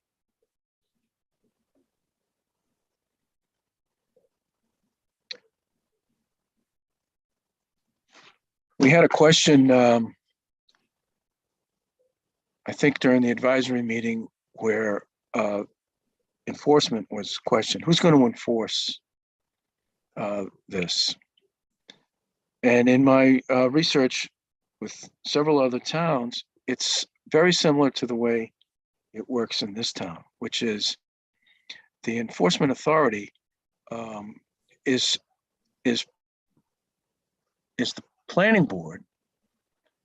However, who's the one that does the inspections? Who goes out and calls to the planning board, the DPW's attention that a scenic road violation is occurring? Somebody's tearing down or stealing stones from historic stone walls. Somebody's cutting down a tree that's in the public way without a public hearing. And consistently with the towns that I've talked with, it's pretty much the same way it is in across the state and in our town, which is mostly the neighbors. If they see something like that happen, they make a phone call. And I think that just recently happened over this past weekend on another street. The police would notice things like that, the DPW and their constant traveling of the town ways. Even the building inspector in some towns is part of the authority to bring scenic road violations to justice. So it seems to be the type of thing that there's no scenic road police other than all of us. And it seems to work in other towns, especially towns that really care about it and that have a teamwork. And that's what I've seen in discussing this with other towns. There's a really good relationship and a teamwork and a framework through which the different entities in the town work together to protect the valuable resource of the trees and the stone walls. Why do we want to add more streets to the scenic road list? First of all, it adds an additional administrative burden to the planning board. But in discussions with the planning board, it's welcomed. It's the type of thing that a quality town should be willing to take on to protect trees on all the streets. And why are we designating all of the streets? Very few towns are doing it that way.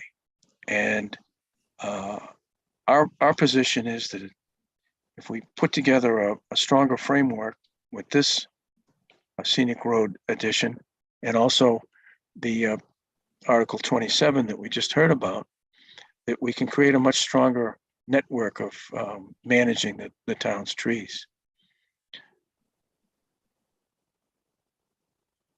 Any questions or comments? Great presentation, great layout. Looks good. Thank you.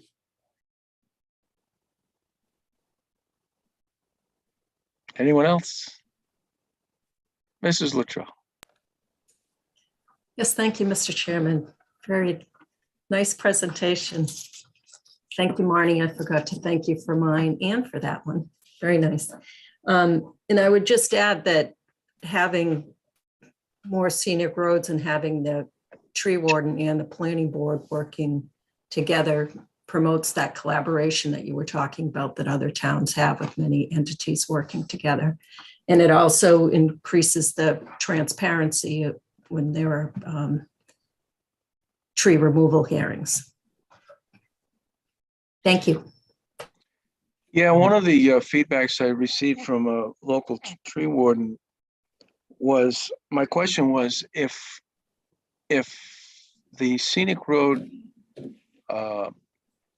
overseers disagree, if the planning board doesn't agree with the tree warden, or in some towns it includes the members of the Board of Selectmen, or even the building commissioner in some towns. And if there's disagreement among those parties, how does it get resolved? And I consistently heard that it gets resolved because people are trying to all pull in the same direction. And usually they find a resolution that doesn't make everyone happy, because everyone can't get their own way, but it does get resolved. It's not like there's attorneys and lawsuits and court cases. It gets worked out. And that's the way it's been in this town for a long time, and needs to be brought back in a better format and a more structured management procedure. Everyone pulling in the same direction to the best of our ability. And we all know that both Scenic Road Act and Chapter 87 give great authority to the tree warden when it comes to trees that are dead or dangerous. And hearings don't need to be held. The tree warden has that authority. People should be comforted by that they don't have to go through a big bureaucracy to have a dead or dangerous tree removed. Any other questions or comments?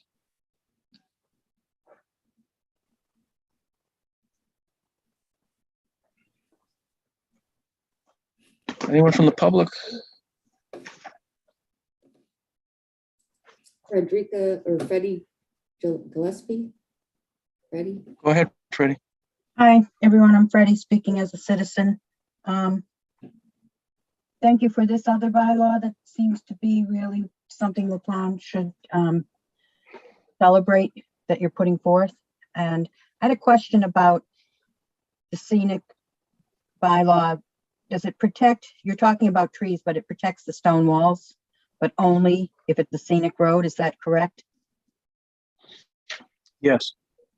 Okay, just because why I think this is well needed on other streets is within the last year or so, Nat Grid went down Route 85, putting in some sort of, I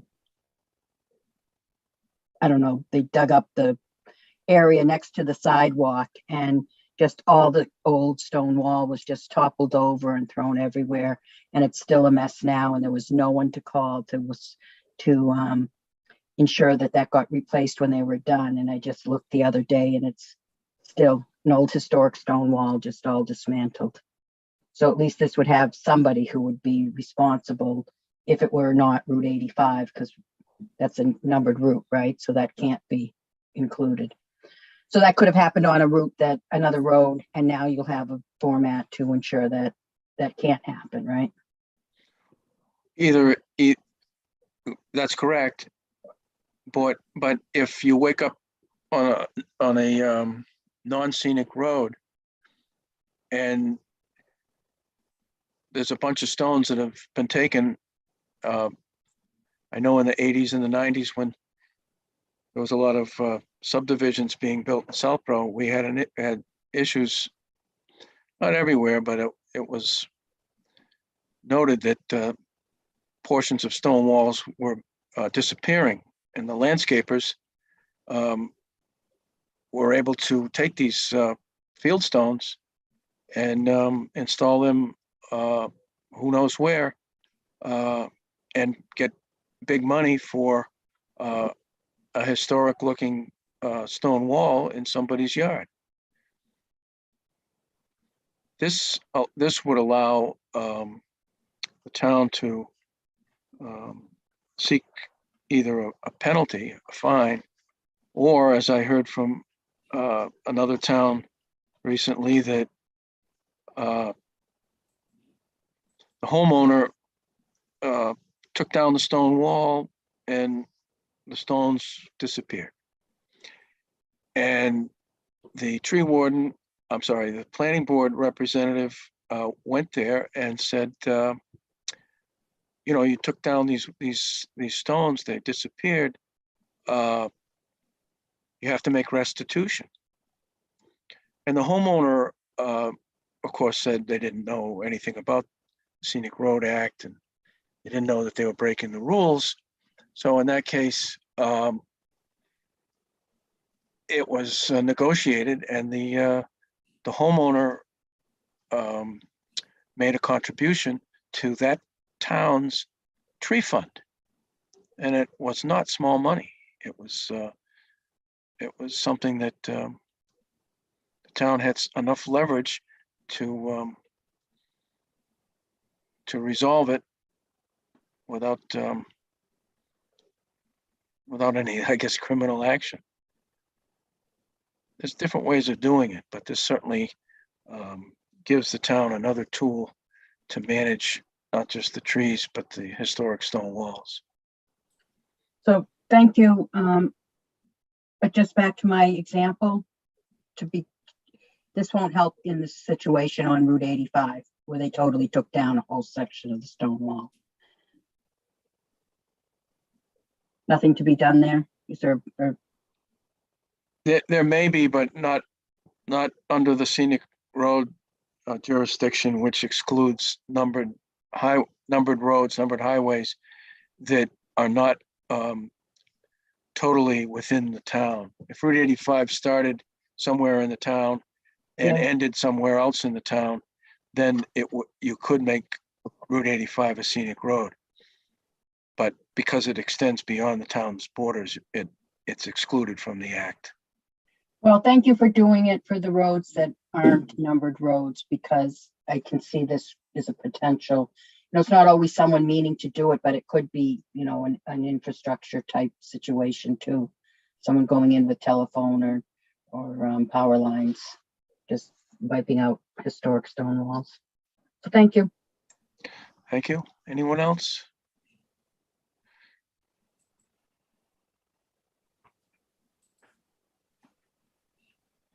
Mr. Chairman, Mr. Mills. I'd like to make a motion, we continue the scenic road. Oh, wait, which one are we on now? Yeah, the scenic road tree removal. Oh, no. The proposed warrant article for scenic roads continued public hearing to May 4th, 2022 at 5:35 p.m. Second. Motion's been made and seconded. Any discussion? Hearing none, all in favor, Morris, yes? Mills, yes. Stein, yes. Latrell, yes. Houlihan, yes. Thank you. Next item on the agenda is a public hearing for scenic road tree removal at the intersection of Deerfoot and Flag Road intersection. Do you, Colleen, I forgot to ask you this earlier. Is there a public hearing notice that you can read? Yes, I have it. So the public hearing notice for tree removal hearing, the Southborough Tree Warden, under the requirements of Massachusetts General Law, Chapter 87, Section 3, cutting of public shade trees, hearing damages, and the Southborough Planning Board, under the requirements of MGL 40, Section 15C, scenic roads designations, will conduct a public hearing on Monday, April 25th, 2022 at 7:30 p.m. in a virtual meeting to discuss the removal of 2 trees located at the intersection of Deerfoot and Flag Roads. The trees range in size from 14-inch maple and a 24-inch hickory. Each tree is posted.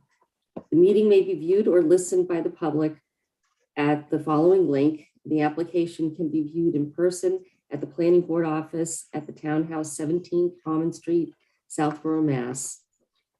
Any person wishing to hear the proposed plan should appear at the time and place designated. Objection to the proposal. The proposed removals may be made in writing prior to or at the hearing. Christopher Leroy, Tree Warden. Thank you. Mr. Leroy, you're here with us tonight. Welcome. Thank you to the board. I appreciate it. So did you have a presentation, Chris? I do. You're gonna have to bear with me because this is the first joint hearing I've ever done, and it's the first Zoom meeting I've ever been on. So I'm gonna do my best. What I thought I could do was just say my part and kind of go through what I would normally do when we would do a tree hearing on site, or in the past, we've done them at the DPW outside during COVID, and sort of do what I would do it the same way, just here tonight. If that sounds okay. Yeah, let's try it. We haven't done one of these in a while either, but so far this is consistent with the ones that we used to do several years ago. Okay. So if you'd like me to begin, I will. So at 9:06, the tree warden's portion of the hearing begins. The first tree, tag number 76, the 14-inch maple, is currently healthy. But my recommendation, due to the project that was had me post the trees, that tree would not survive construction. So my recommendation is for removal. Tag number 77, the 24-inch hickory shade tree, is also currently healthy, but along with the plan in front of me, that also would not survive construction. So my recommendation is for removal. And I have received multiple written requests opposing these removals. Therefore, my determinations tonight will be sent to the select board for review and appeal. And the last thing I'd like to recommend is that we replant at least 2 trees on that site once the project is complete. And that's my part. That's your part so far. Yes. Okay. So let's get the plan of the new layout of the intersection that identifies, it shows the new layout and it has the little notes on it pointing to the place where those 2 trees are. Yes.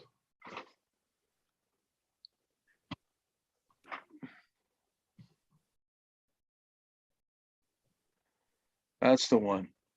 So if you look at those, the 2 clouds in the middle of the one, it says REM tree, and that's pointing to the tree that's in the existing island, the maple.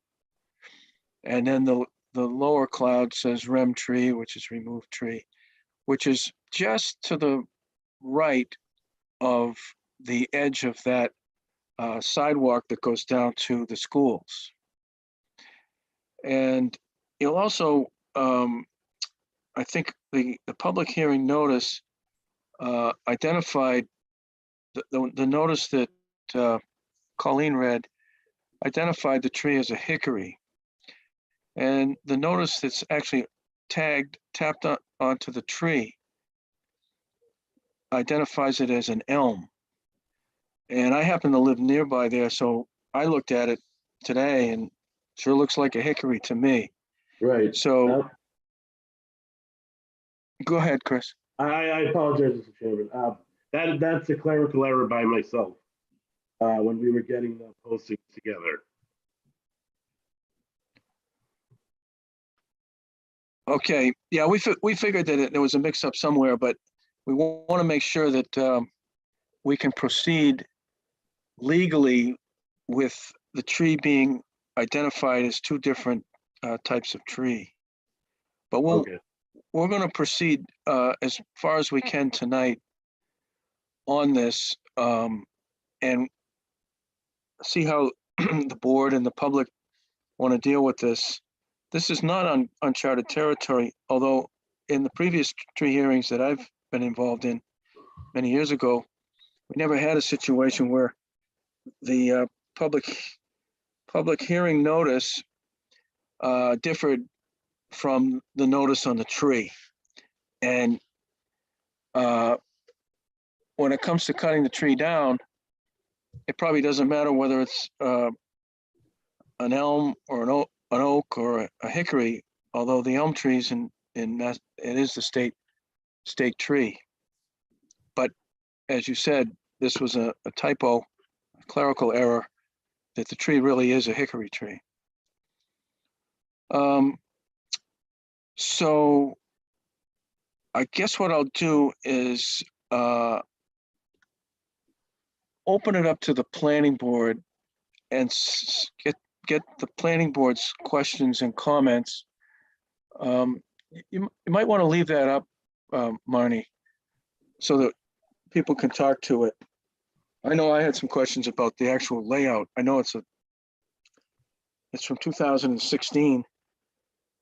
And like I said, I live nearby, and I know there was some discussion about realigning that intersection, but this package that we just got on this is the first time I've seen the actual layout. I wasn't aware of any hearings or anything. So we'll get into that. Let me open it up to the board. Mr. Mills, any questions, comments? Well, I think other than the clerical error with what type of tree is, I think I'm good. Thank you. Mr. Stein? So the construction in question is a town project, is it not?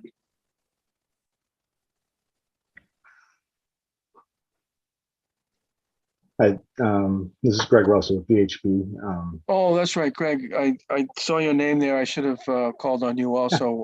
You're with VHB. Yep. Go ahead. No problem. Yes, this is a town-funded project using Chapter 90 funds, if I recall correctly. This project was presented at a Public Works Planning Board meeting on June 11th, 2018, prior to the pandemic, just for clarity. Essentially with this, I believe with the same layout. But this project was kind of born out of a safety study that was commissioned by the town,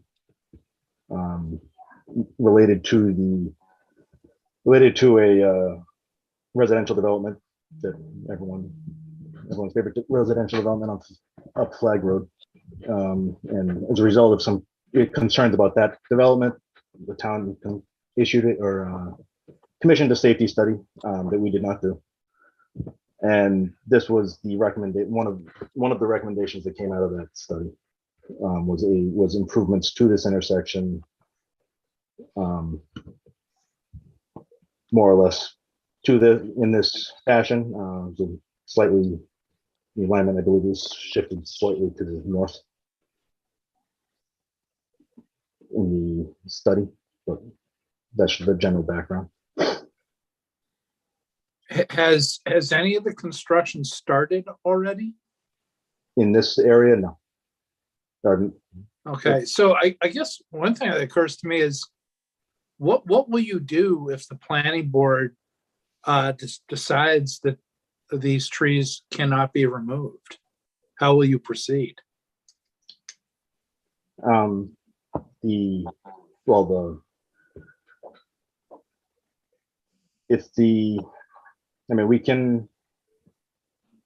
We'll have to go back and look.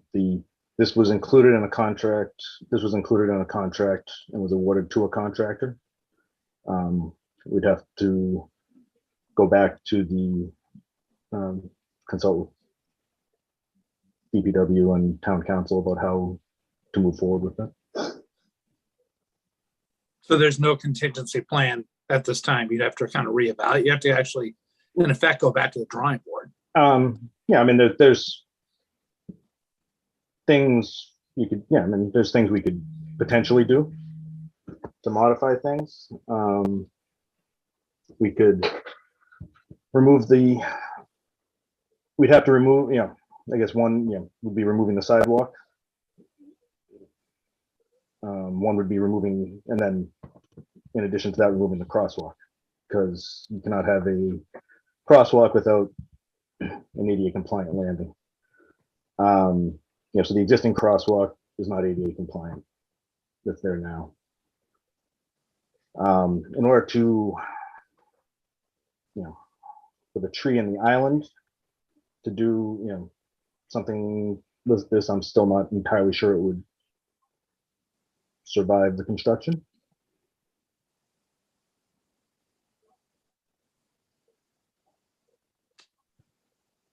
I guess I'm okay. Let's say we condition for you guys to, absorb the cost of replanting elsewhere with additional trees. Is that your preference? That would be kind of yeah. Oh, trying yeah. to get No. a sense of what you're I mean, yeah, I mean, we're willing to, the DPW is willing to plant trees here. One thing just to keep in mind, in this location is there will still be existing town infrastructure in the portion of Flag Road that's being planted. You know, the water lines are still under that section of the road. So under the top cloud there, the water lines kind of run up the cloud to the top.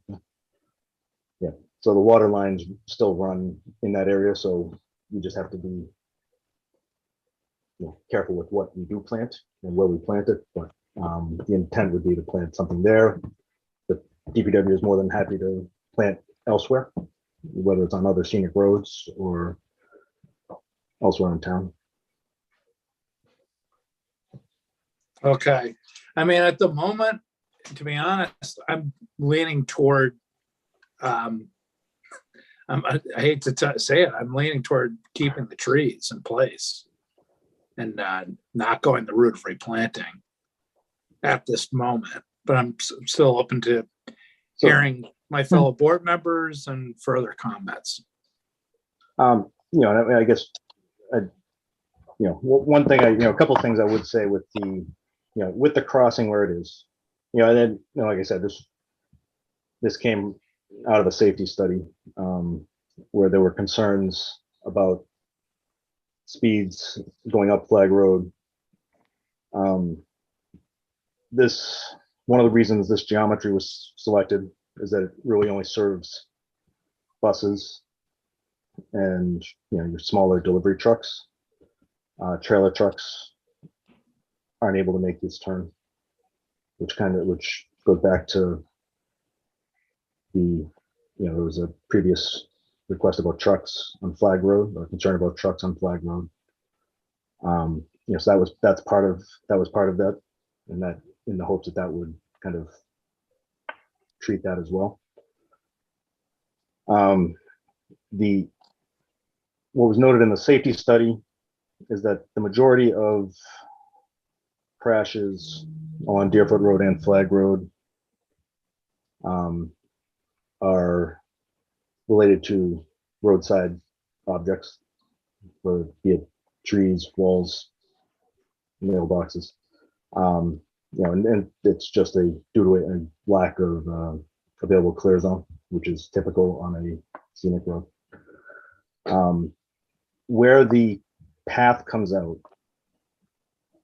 currently and where the road kind of bends, as you come south on Deerfoot Road, there's limited sight distance, especially for someone, if someone is stopped at the existing current stop bar at on Deerfoot Road, and someone's coming that way, someone's going, and the pedestrian is coming out, there's limited sight distance through the car, through the trees.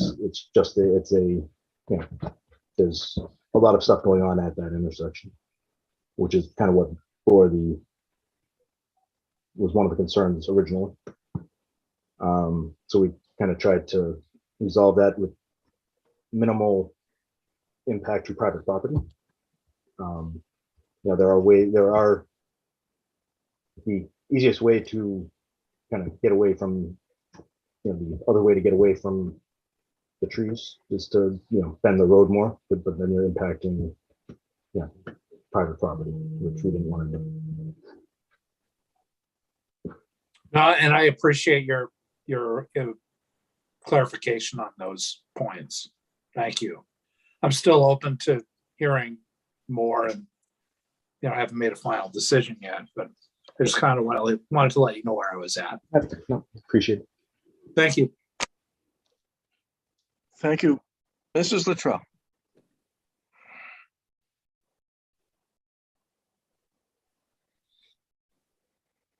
Thank you.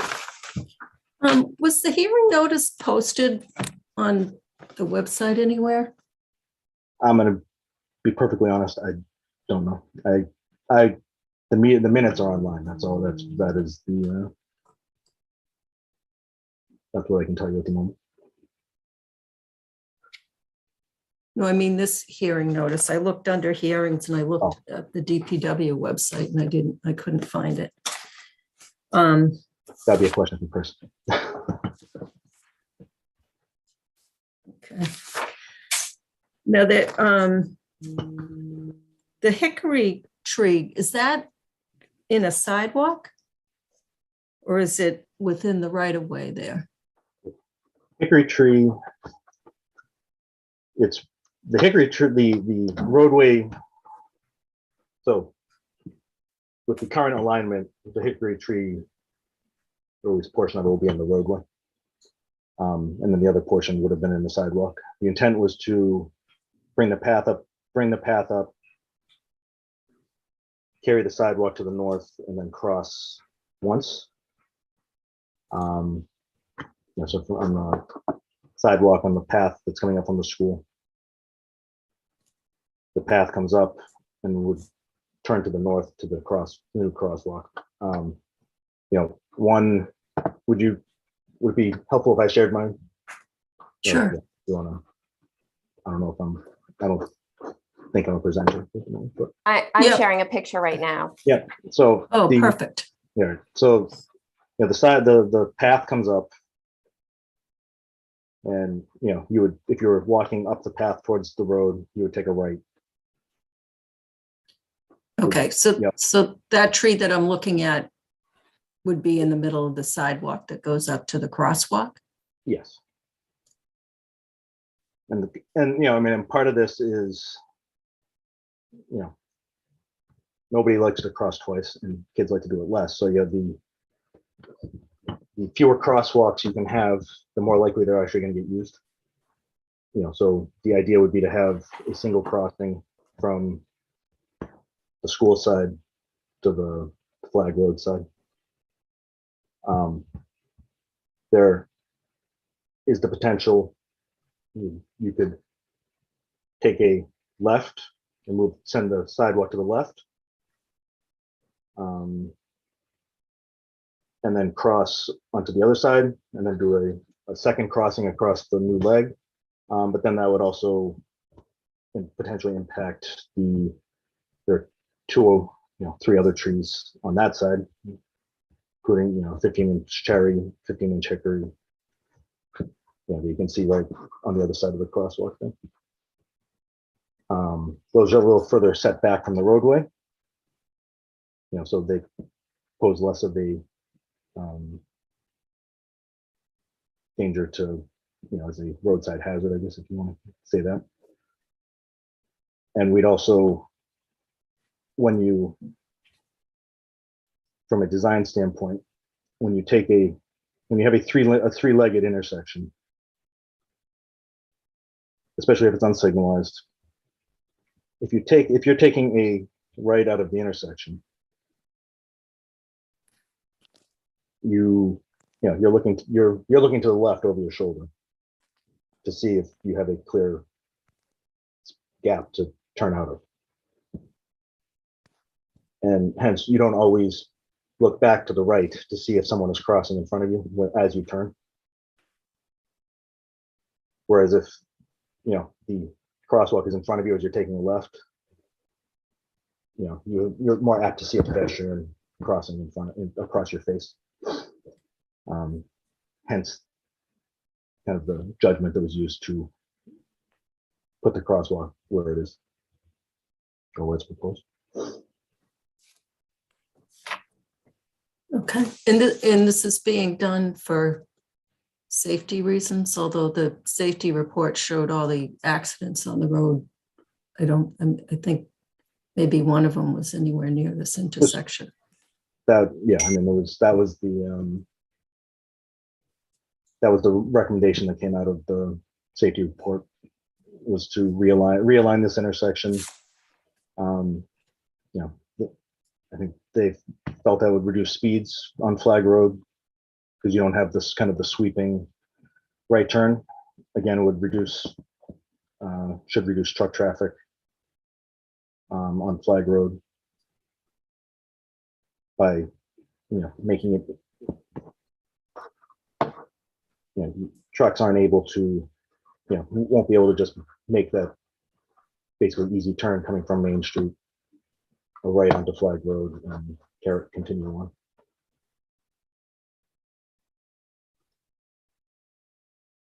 So they can't make that turn from Deerfoot onto Flag? Not, I mean, a smaller trucks can, a WB 67, which is your standard current day trailer truck, would have a difficult time doing. I'm not going to say they can't or they wouldn't do it, but it would be they'd be much less likely to. So is the truck traffic coming from Main Street to Flag or from Route 9? From my understanding, it seems to be coming from Main Street. But either way, in the same way, if they were coming from Route 9, they'd have a difficult time making this turn. Again, they could do it, but not easy.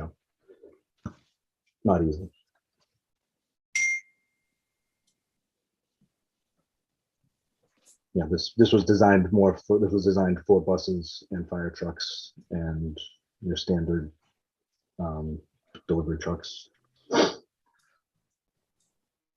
Okay. So I read the safety report and all the accidents are on further up on Flag. So I don't know what this intersection reworking would do to alleviate that issue. But I wish there was some way to rework this to at least save one of the trees, like the bigger. Yeah, I mean, hickory tree. I think the issue, unfortunately, I've been out there a number of times. As you can see on the plan, that unfortunately the road is not centered in the town's right of way. Now that leaves, that could be a benefit. You have space to move the road to the west. The problem with doing that, and we did look at this, was you have the utility poles on that side, which means the utility poles get moved back, the wires get moved back, and there are 3 other larger trees up there. Okay, thank you. Mrs. Houlihan. Thank you. So I live on Clifford. Clifford moves into Deerfoot, and so I've lived at this intersection for 20 years. And I think what happened in 2016 is that the select board met with town residents. I was there, and they agreed to do a comprehensive traffic study report, which was not done. What was done is the study, the flag safety study, and there was a recommendation by Tool Design Group where they do actually preserve all the trees. And so when I saw the plans from the DPW, it doesn't actually resemble this at all. And I think that the intent for the safety study was because of the concern of Park Central. That, for the time being, I guess we have a few more days until an appeal process goes through, but for the time being is quiet. And I think it would basically try to accommodate 600 to 1,000 more trails of traffic coming through with cars. And I don't think that the town is actually in need of changing this intersection at this time, personally. This is not where the incidents have happened. Mimi, you're right. In the safety study that was done, it was much farther south towards the Route 9 entrance. And I think the intent here is that the town residents, we have received 3 letters. I don't know if Mr. Leroy has received more, from Jonas Linden, Grant Farrington, and Deb Demuria. They have kind of recognized that the select board had agreed to do a comprehensive traffic study before making any kind of accommodations to the road it's not clear that this intersection really needed to be changed to accommodate any safety issues. I think my greatest concern around the proposal that was placed here is that you make Deerfoot basically a runway road. There's no stop signs. It becomes basically a freestanding way, and you have a T intersection. So you make a car do a hard stop, and then you might have a kid in the crosswalk. You do a hard stop, you take a left, and bang, you have to stop again for the kid. So I don't actually think this is the safest design. Again, I'm not a traffic safety or a pedestrian safety, but it just does not seem all that safe. So for these reasons, I don't support taking 2 trees down when there was this, a mock-up made prior that preserves the island, preserves the scenic nature of the road, and make sure that we do not destroy a 14-inch maple and a 24-inch hickory. The tree that's in the island that we're talking about, I believe does get removed as part of this plan. That's up on the screen. The island that's the tree right there. No, that's a proposed tree.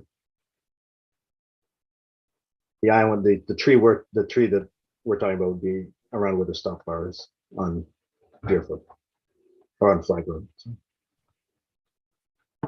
But you're not even keeping the island. You're making it like a true T. It becomes like a major intersection on a scenic country road. And I don't think we need to take down 2 beautiful trees that are healthy to accommodate traffic that is not happening. Understood. I just wanted to point out that they're not preserving. They weren't preserving the island in they weren't preserving the existing island. That's all it was. That's all I had to say, Mr. Morris. Thank you. Going back to a question earlier, I live on Deerfoot between this intersection and Main Street. And I can tell you, the question was about where the trucks are coming from and most of the traffic. From where we live, we consistently see every day, mostly weekdays, are vehicles with Rhode Island and Connecticut plates and trucks coming from Main Street, tractor trailers coming from Main Street. And we know the GPS is sending them from Route 30 up Deerfoot Road, down Flag Road to get onto 495 or Route 9 West. And I think the question was, or the comment, and I think I agree with it, which is the tractor trailers will have a hard time making this turn, but they will. And they'll be driving over the neighbor's front lawn, just the same as when they're, coming out of the Trotter School driveway, they run over the bushes in front of our house. If they can't make the turn, the only thing that'll stop them from making the turn is either a stone wall or a tree. And they'll probably hit those two.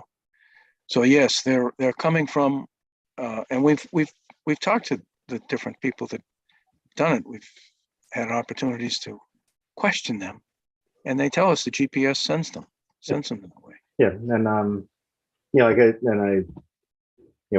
we are looking at the truck routing, through town and ways to do that, to look into that. So, as on top of this, that is. So let's open this up to the public. Any questions or comments from the public? Debbie DeMoria. Good evening, Deb.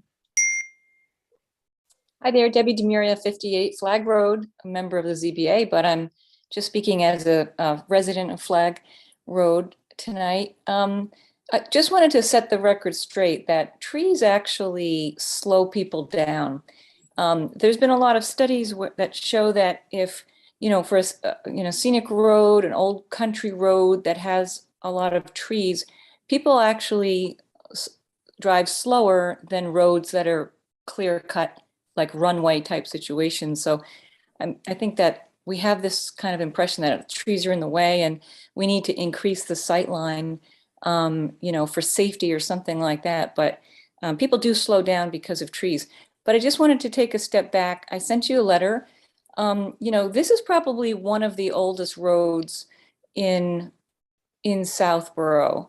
I pulled up the maps from the Southborough Historic Society, and I found this intersection Deerfoot flag in I think the 1931 and the 1831 and 1854 map. And remember that this is a historic site because the original, one of the original, I think it was 5 schools, the Flag Road School was right here at this intersection. Now in 200 years, I don't think there's been that many accidents, but recently there have been, some mishaps with these tractor trailer trucks. So fast forward to, past Park Central and this sort of thing, where we were anticipating a lot of traffic on the road. Maybe we're not going to have that traffic now, but the residents did bring a warrant article to 221 to the 2021 town meeting to exclude trucks from Flag Road because we are seeing an increase in the number of trucks. So, and it did pass. I've done a little research on this and looked at other towns, and I've talked to other towns. And the way towns handle this is through their Public Works Planning Board or their Public Works Advisory Board, and they take a look at this. Now, Flag Road and Deerfoot Road are collector roads. And so typically you don't have you're not qualified. They don't qualify as for truck exclusion, but many towns have an exclusion to the exclusion. And that is if that road serves a public school. And Flag, as we know, feeds into Deerfoot and it serves our public school. We have Trotter School. We've got school children. Therefore, it should qualify for truck exclusion. So, we, I think as neighbors are very interested in safety of our children. We want, crosswalks and sidewalks and all that, that's protection for our children who are walking to school, walking home from school. But we don't want the trucks. So what I think we need to do here really is think about that the truck, the safety study that we're referring to goes back to 2016 and we're in 2022 and a lot has happened in those years. I understand there's a, desire to know what happens if you exclude the trucks. So selectmen are working through that because obviously it could push trucks down other roads and that would be undesirable. But there's a school on this road and this road qualifies for truck exclusion. And so that's sort of the area that I would like to go in. I don't think personally that there's any problem with this intersection. It stood the test of time for 200 years. But we really need to get these trucks off the road for the safety of our children. And also just the fact that there's a lot of, people walking, biking, running, walking their dogs. But this is an example of a problem that is not. This is not a problem intersection. There is no safety problem here at this intersection. So I would like to refer this back to the select board. Maybe they'll be speaking about it tomorrow. I would personally like to see a way with this project and keep everything as is. And just finally, I think we really, as a town, have painfully seen the number of healthy live trees that are taken down for public, projects. This especially that doesn't need to get done because there's no safety risk. I would say, it's really unacceptable to be taking down live trees just for public projects. So that's my opinion. I appreciate you listening tonight. Thank you. Thank you. Anyone else? Aaron Wheatley? I'm muted now. Hi, can you guys hear me? Yes. Oh, hi. This is Erin Wheatley. I'm from 22 Clifford Street, Clifford Road, which is one of the streets that Deerfoot basically kind of feeds into, depending on which way you're driving on the road. And I've been a resident of this town for almost 25 years. And I just want to really echo Marnie's comments and really Debbie's comments around this intersection being a non-issue. I haven't heard of really a single accident in that intersection since I've lived here. Both my kids went to Neary and Trottier. They walked to school as well. And I think all of us know that most of the kids don't take that path down to the school. They're actually on the road all the way over to the school. So many of them aren't crossing over till they get to the front of Trottier and then crossing over at that point. When I'm driving in the afternoon and they're walking home, there's kids on both sides of the road. It doesn't seem like there's a true pattern of how these kids come in and out of the school.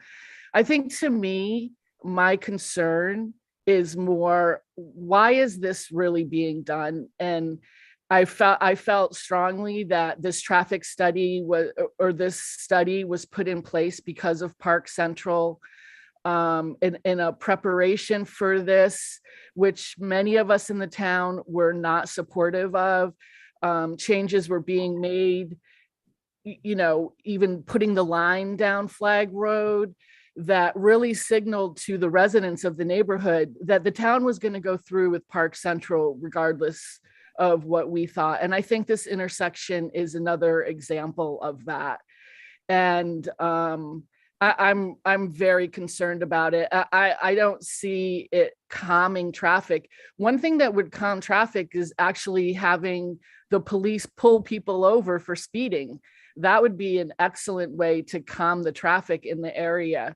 Other than that, making it into a T, and then before you know it, it's going to have a stoplight there, and it's going to become a major intersection. These roads are scenic country roads. They're not designed for that purpose. And I think it's really important for the residents to stand up and protect the scenic, beautiful nature of the neighborhoods that we live in, including protecting the trees as well. Thank you. Erin, yes. When Debbie signed off a minute ago, she was recommending that this get bounced back to the selectmen before any action is taken. Do you have a feeling relative to that, or another suggestion?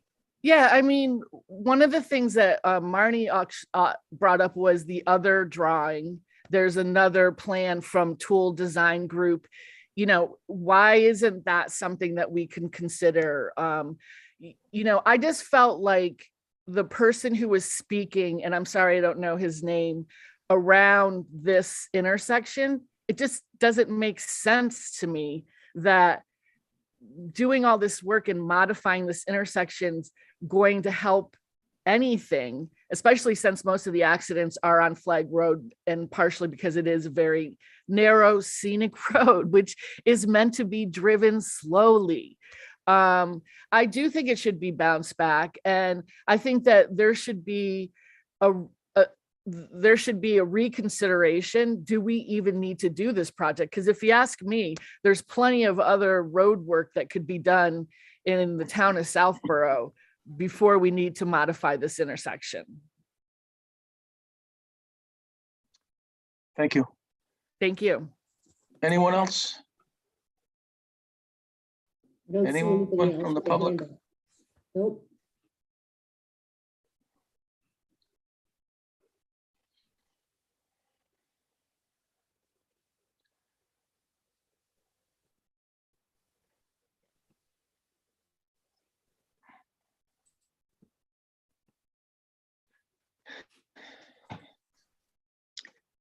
So no one else, Colleen? No, I don't see anybody. Let's go back to the board. Well, let's go back to Chris. Chris, I think you made your point clearly that based on the design, which is apparently approved, or at least approved by the Public Works Planning Board. And I think you said it was already put out to bid, that based on that, if this is to be built, then your recommendation is to take down the trees. Yes, the plan as I have it in front of me, the one that we saw, proposed plan, both trees I did recommend to take down, to go ahead with that plan, as is. So if this gets put back in front of the selectmen for another consideration,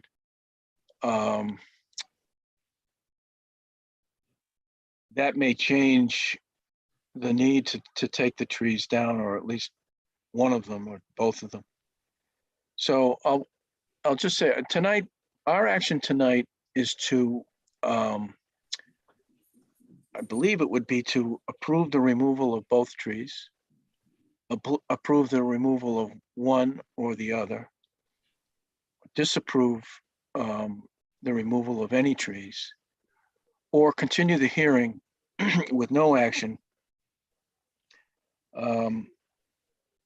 to a near future date, with maybe the possibility of the selectmen taking another look at this and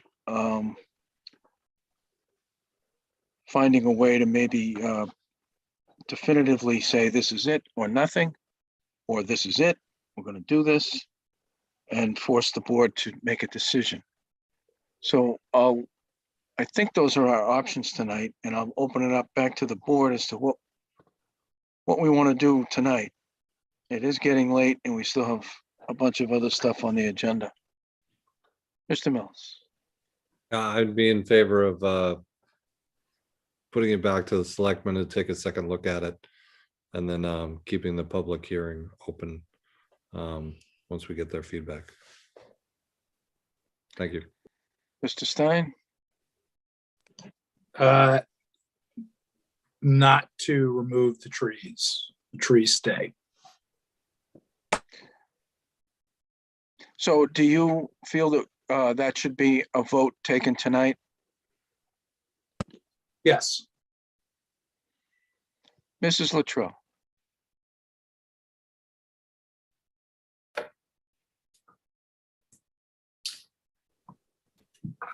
Yeah, I'm not convinced of the necessity for this project, so I would vote to not remove the trees tonight.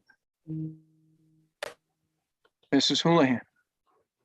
I echo Mr. Stein and Mrs. Luttrell. I would vote to not remove these trees.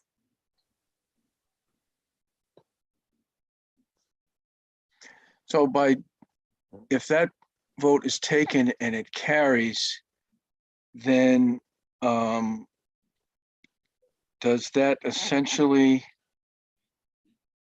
either kill the project or force it to be redesigned to save the trees? Is that your intent?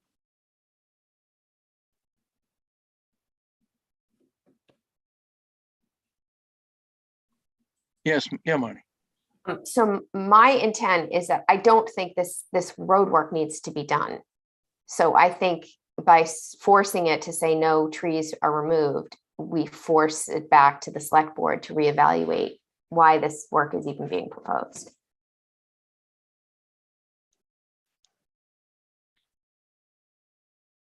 Okay. I just want to make sure we're sending the right message if that vote carries, that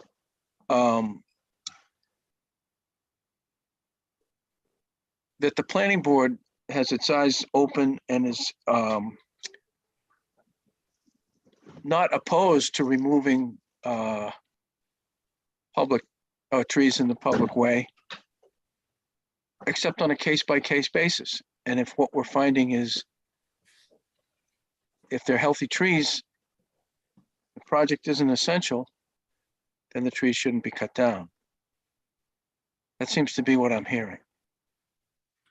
Mr. Chairman, Mr. Mills, just a question on the process, right? So if we vote the trees can't get taken down, could the selectmen still override it and go ahead and do it? Because I thought that was one thing that was brought up, that there could be a appeal of, and who would see that appeal? That's why I'm saying you should go back to the selectmen and, be reevaluated. Is this still needed before we take a vote? If I could just add my section of the vote of my hearing, because of the letters I received from residents, it's going to get sent to the selectmen for review and appeal. An and appeal, Chris, that's because you're voting to remove the trees, which conflicts with what you've heard from the neighbors, and therefore it automatically gets bumped to the selectmen for your Yes. vote. That's my understanding, yes. That's correct. If there's any opposition, it goes to an appeal process with the board of select board For your vote. for my section of the hearing, yes. Yeah. The tree warden's hearing. Yeah, I'm not aware of the selectmen being able to nullify the planning board's vote relative to these trees. Otherwise, why would we have the hearing? okay. So, Mr. Chairman, Yeah, just this isn't, the agenda item is for a specific application for removal of very specific trees. So I don't think we're sending any kind of broad statement that we're opposed to tree removal when it's appropriate. I'm only wanting to vote on the application that's part of this agenda item. And I am looking at an application, so I believe the motion would be to reject the application for a scenic road stone wall for tree removal for the trees at the intersection of Deerfoot and Flag Roads.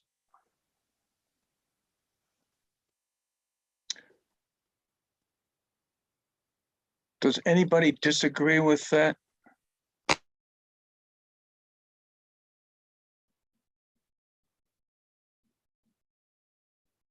No.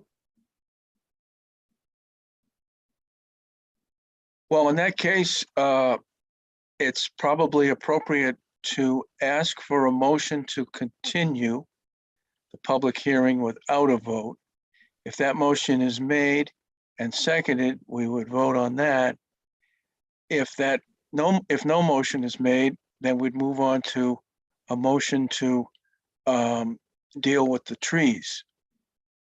And if that gets seconded, then there'd be a vote. Is there any vote to continue the hearing without a vote tonight?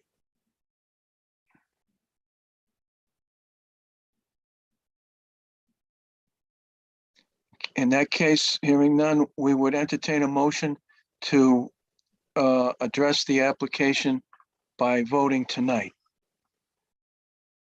Mr. Mills. Chairman, I make a motion that the planning board deny the removal of the public trees and the stone walls at Deerfoot and Flag Road intersection. Second. Did I miss something? Is there a stone wall portion of this? Oh, stone wall too. Sorry. I was going So off the- the, There's no stone wall. No. oh, there is, okay. Sorry, the removal of the public trees at Deerfoot and Flag Road intersection. That's your revised motion? Correct. Seconded. Motion's been made and seconded. Any discussion? This is a motion to deny. Hearing none, all in favor, Morris, yes? Mills, yes. Stein, yes. Latrell, yes. Houlihan, yes. So Chris, you'll be sending your report to the selectmen, I will. and our, not sure if we have to submit a report or we just, what the administrative action is for us relative to our vote a minute ago. But we'll figure it out and make that happen. And hopefully, first of all, thank you for sticking around this late. It's almost 10 o'clock. It's been a long night for you. I appreciate that. We'll get better at this, and hopefully we'll be able to streamline it and do the right thing as we're moving forward. But certainly appreciate you working with us and your part of this hearing. I appreciate the time. Thank you very much. Thank you. Thanks, Chris. Okay. All right, we'll move on to the next item in the agenda. If anybody out there is still awake, it's let's see. It's an approval not required for 26 Meadow Lane.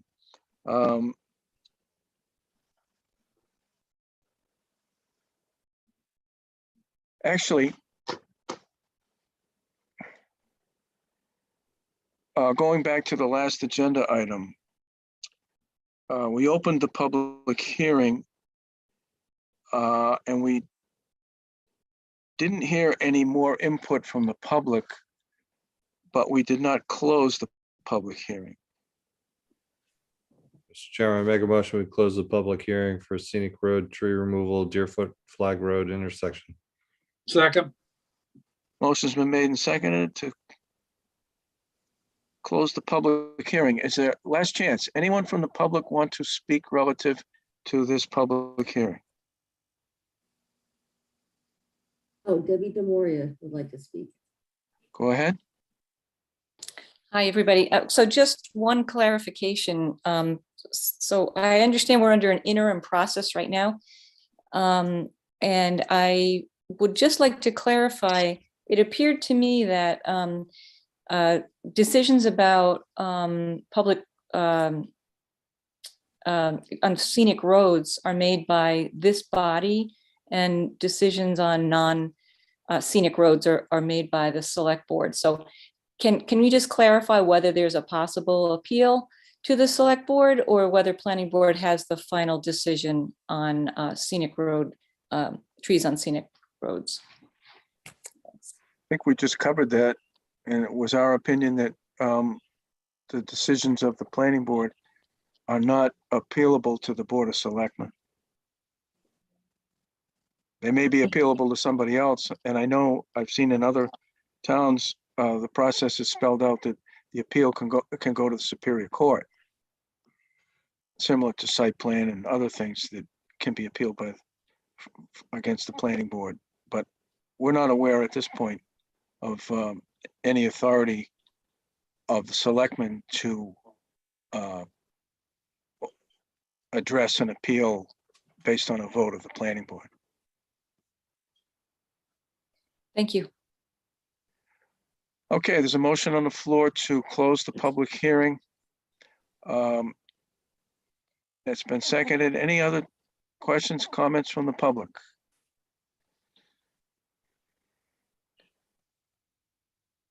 Seeing none, all in favor, Morris, yes? Mills, yes. Stein, yes. Latrell, yes. Houlihan, yes. Okay, so let's redo the vote now that the public hearing is closed. We now have had the benefit of input from the public and from the tree warden. We've asked if anybody had anything more to say. They didn't.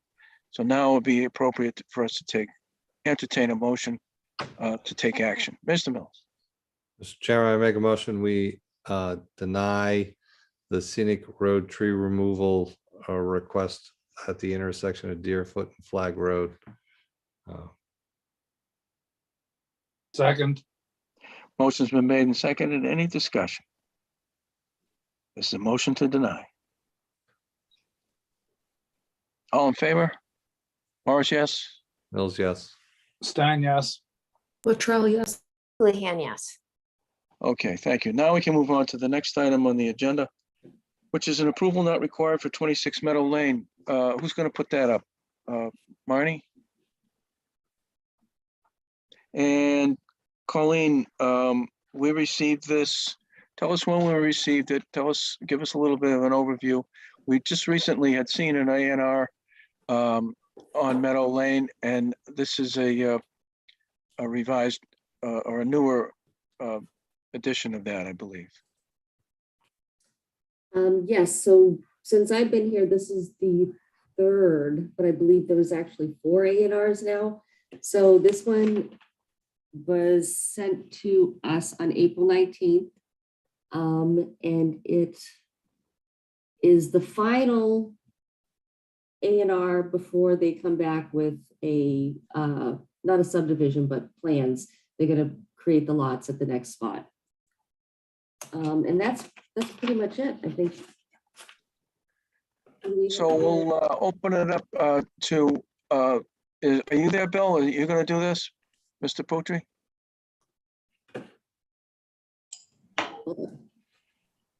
Zach Bemis with Engineering Design Consultants is here. Good evening, Zach. Can you see me? We can hear you, and we'd like you to take us through what the changes, the revisions. Take us what this A&R is doing relative to the previous plan.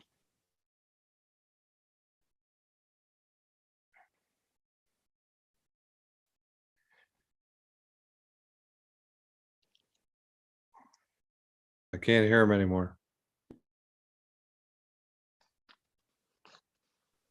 You still there, Zach? Zachary, you're muted.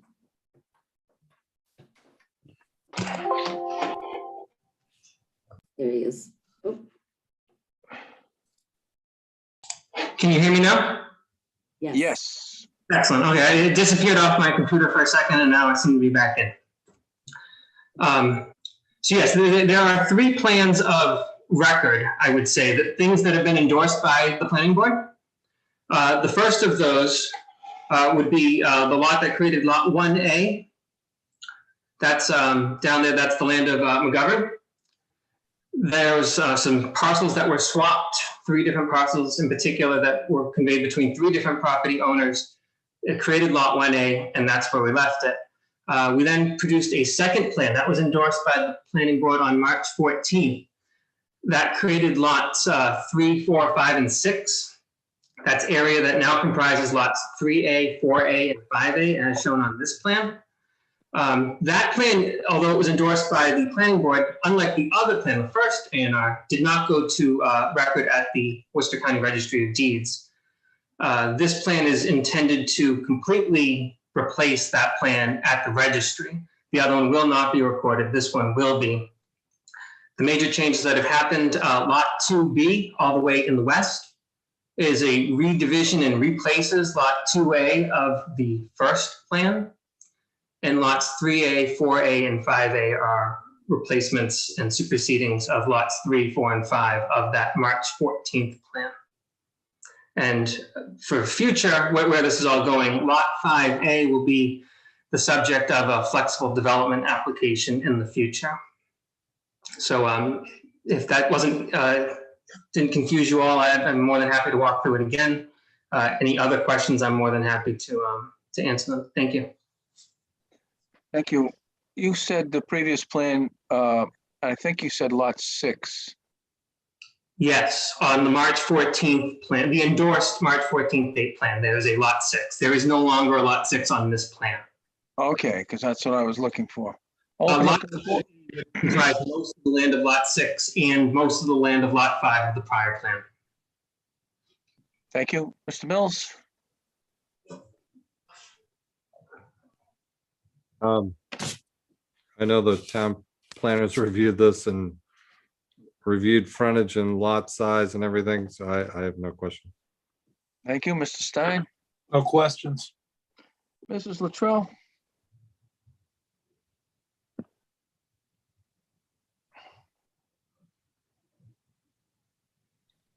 What's the frontage on lot 1A?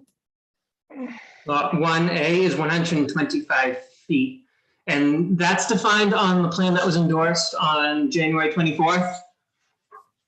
Okay, so that hasn't changed at all. It has not changed. No, that's why you'll see that lot 1A has been grayed out so that the focus is on lot 2B, 3A, 4A, and 5A on this plan. But the plan reference is there, and it's the plan that's been recorded at the Worcester Registry. Okay, thank you very much. Mrs. Houlihan, No questions. Mr. Mills. Mr. Chairman, make a hold on. motion, we, Hold on. Got to open up to the public if anyone's out there. Any questions or comments from the public?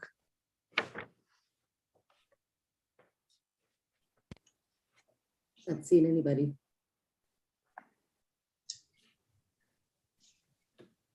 Mr. Mills, Chairman, make a motion, we endorse the A and R for 26 Meadow Lane as requested by the applicant. Second. motion's been made and seconded. Any discussion? Hearing none, all in favor, Morris, yes? Mills, yes. Stein, yes. Latrell, yeah. Houlihan, yes.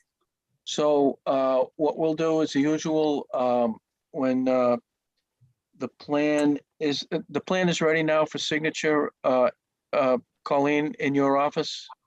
Yes, it is. So hopefully later this week, the board members will find their way to the planner's office to sign the plan. And when that's done, the town planner will give you a call. Who should we call? Bill, Zach? You can go, Bill. Call Bill? Yes, please. Okay, you got that, Colleen? Yes, I do. All right, anything else on this? That's it. Thank you and have a great night. Thank you. Thank you very much. Next item on the agenda is a discussion item, 96 Mount Vickery Road subdivision extension request. Colleen, can you set us up on this one? This was a request that came in for an extension, and it was explained to us that it was a supply issue, just getting the work started. So he wanted to discuss with the board and see how they felt about extending it at this early date. And that would be Michael Bartolini. Are you there, Michael?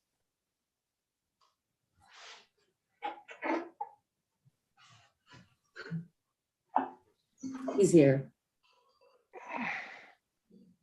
Hello. Hello. Hi. How you Can you see doing me? tonight, Michael? Good. How are you? Yep, good, thank you. Yeah. So we were just we're looking for hoping to get a 1-year extension to April 15th of 2024 for Ruby Estates on Mount Vickery Road.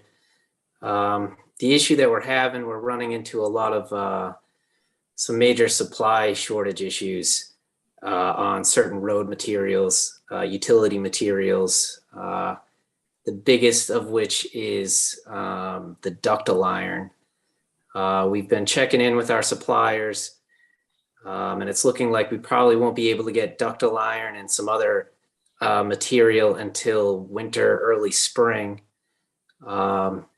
And honestly, even when the suppliers talk about it, those are really estimates and they can't actually guarantee those times. So right now they're still filling out orders from last July.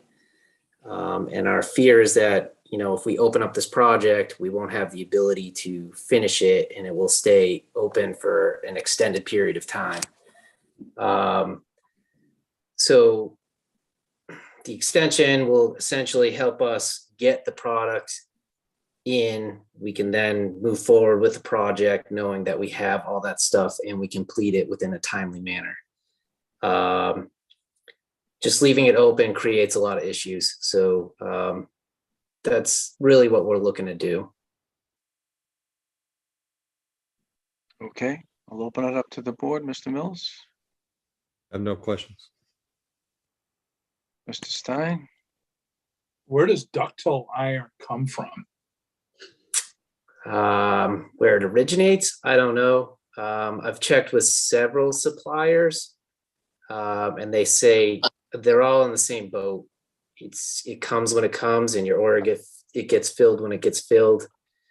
But I don't, where it originates, I'm not 100% sure. So they're backed up filling orders from July 2021. I know one of my suppliers is filling orders from July of 21. I have another supplier telling me that they won't be able to get supply until spring, which is when we expire. We expire next April of 2023. The way we figured this, if we get our stuff, put it in, and they can get us for winter and spring, we can start the project then, knowing full well that we have the product. Then we don't have to open up the project, leave it open. It would prevent any kind of runoff issues, that kind of stuff, and we can actually finish. So I mean, that's really the idea behind it. I just think it's better for everybody involved. So the only reason I ask these questions, anytime anybody ever asks us for an extension, I kind of just want to have it a light at the end of the tunnel, so to speak. I know you're eager to get it done too. I just want to, have it on record that there is like a realistic conclusion, which yeah, I mean, it sounds like there is in this case. So I'm all set. Mrs. Luttrell? So it doesn't expire for another year? we expire April 15 of 2023. Our regular supplier has informed me that they probably wouldn't be able to get the product until maybe early spring of next year. That being said, even then, it would be difficult to turn around, finish at that point. So we were just trying to be proactive and get ahead of it. We know it's early, but the issue is here. So we felt it was better to start now. The other issue we have is with labor. It's difficult to schedule subcontractors, that kind of thing. So we would have to start sooner than later to make everything line up.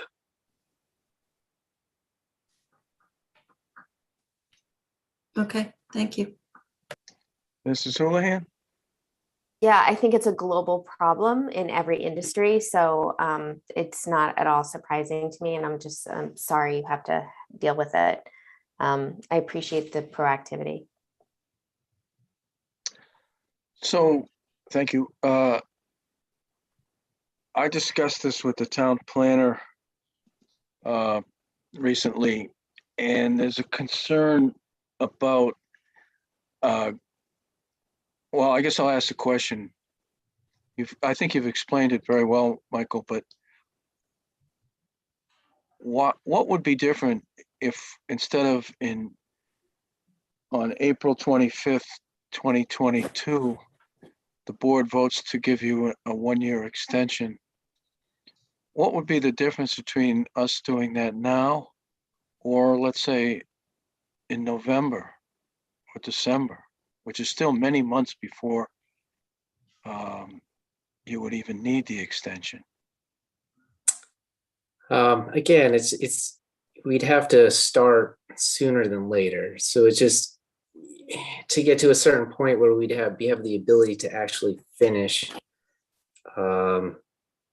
and secure the site. We just can't guarantee, again, that we'll even have the product at that point.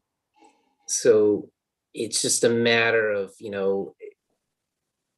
do we really want to open up the entire road, not knowing whether or not we're going to be able to get, the ductile iron. So fairly confident we'll be able to get it,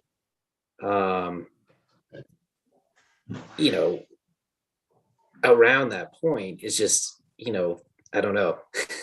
Again, there's no guarantee. And we don't want it to sit open, with stormwater and conservation, unpaved and not finished. Well, you've heard the board, all 4 members, including myself, would be certainly sympathetic, and it would follow a long history of granting the Bartolini builders extensions. This is a discussion item on our agenda, so I'm not sure if it's appropriate to act on that request tonight. And also going back to what I said a little while ago about having a conversation with the town planner.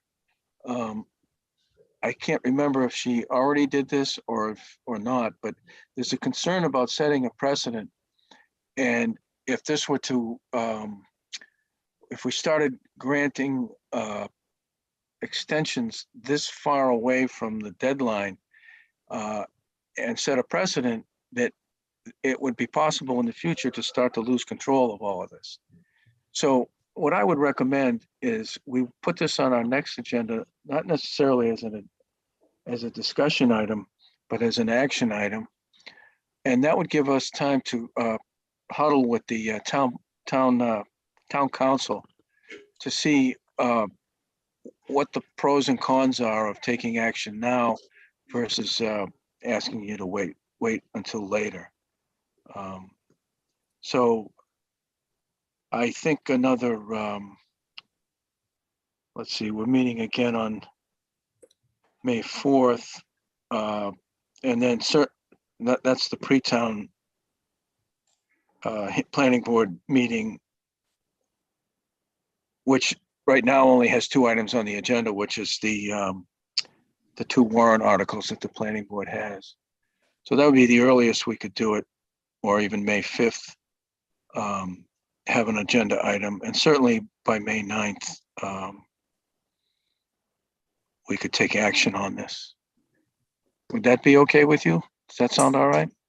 Yeah, that would be good. The only argument I would have would be, it doesn't normally take it's just this amount of time to get product for the stuff. So, I mean, just for the precedent argument, I would think you would be able to hang your hat on the fact that it doesn't usually take that amount of time to get material of this. But yeah, what did you, May 9th? Is that what we said?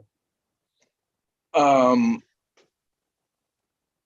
would be my recommendation to the board and to the town planner, that we would put this question to the town council, and if we get feedback in time, then we would put it on the agenda for a vote. And I can only project things to May 9th. After that, someone else will be on the planning board. But we have a plan to address this if that's okay, and I would recommend that to the board. Any objections to that? We go back to town planner, ask her to ask town council for advice on doing this at this time. Possibly doing this at this time. Okay. Mhm. We hear you. You explained yourself well, and it was well received. We want to make sure we protect the interest of the planning board and the town in granting these extensions. We'll get it. We'll get to a point. Anything else, Michael? No, that was it. Anybody else out there? Questions or comments? Don't see any.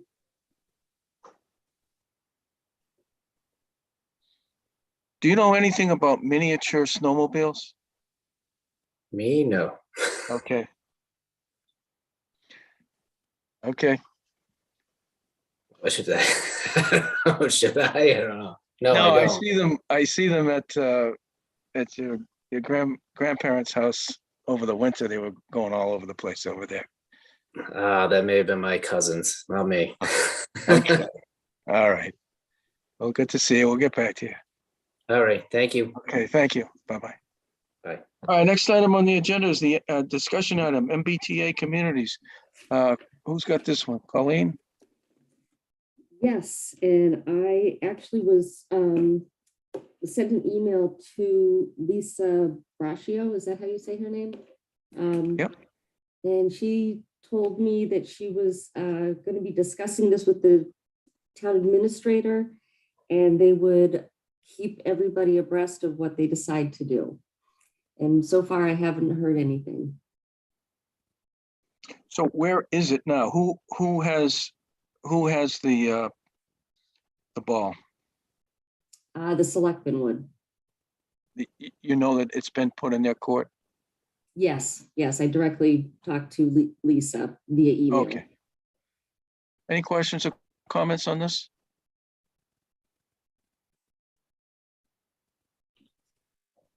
All set. Okay, we'll move on to the next item on the agenda, which is planners report. Did you want to go there, Colleen? No, not really. Just the warrant. You guys went over all of that, and so town meeting will be on the 4th and 5th, and our next meeting will be May 9th. That's really all I have to offer. Okay.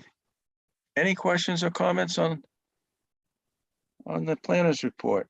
We've already done the approval of the minutes. Our next meeting will be at 5:30 on May 4th at Algonquin. Anything else before the board? Questions, comments?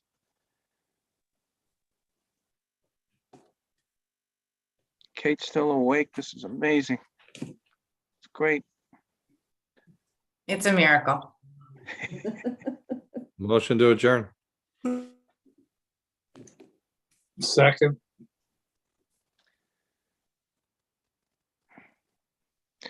Motion's been made and seconded. Any discussion? Don, great job as always. Second that. We are very fortunate to have had such an awesome chairman. That's not speaking to the motion. I apologize. I retract. Any other discussion relative to adjourning? Hearing none, all in favor, Morris, yes?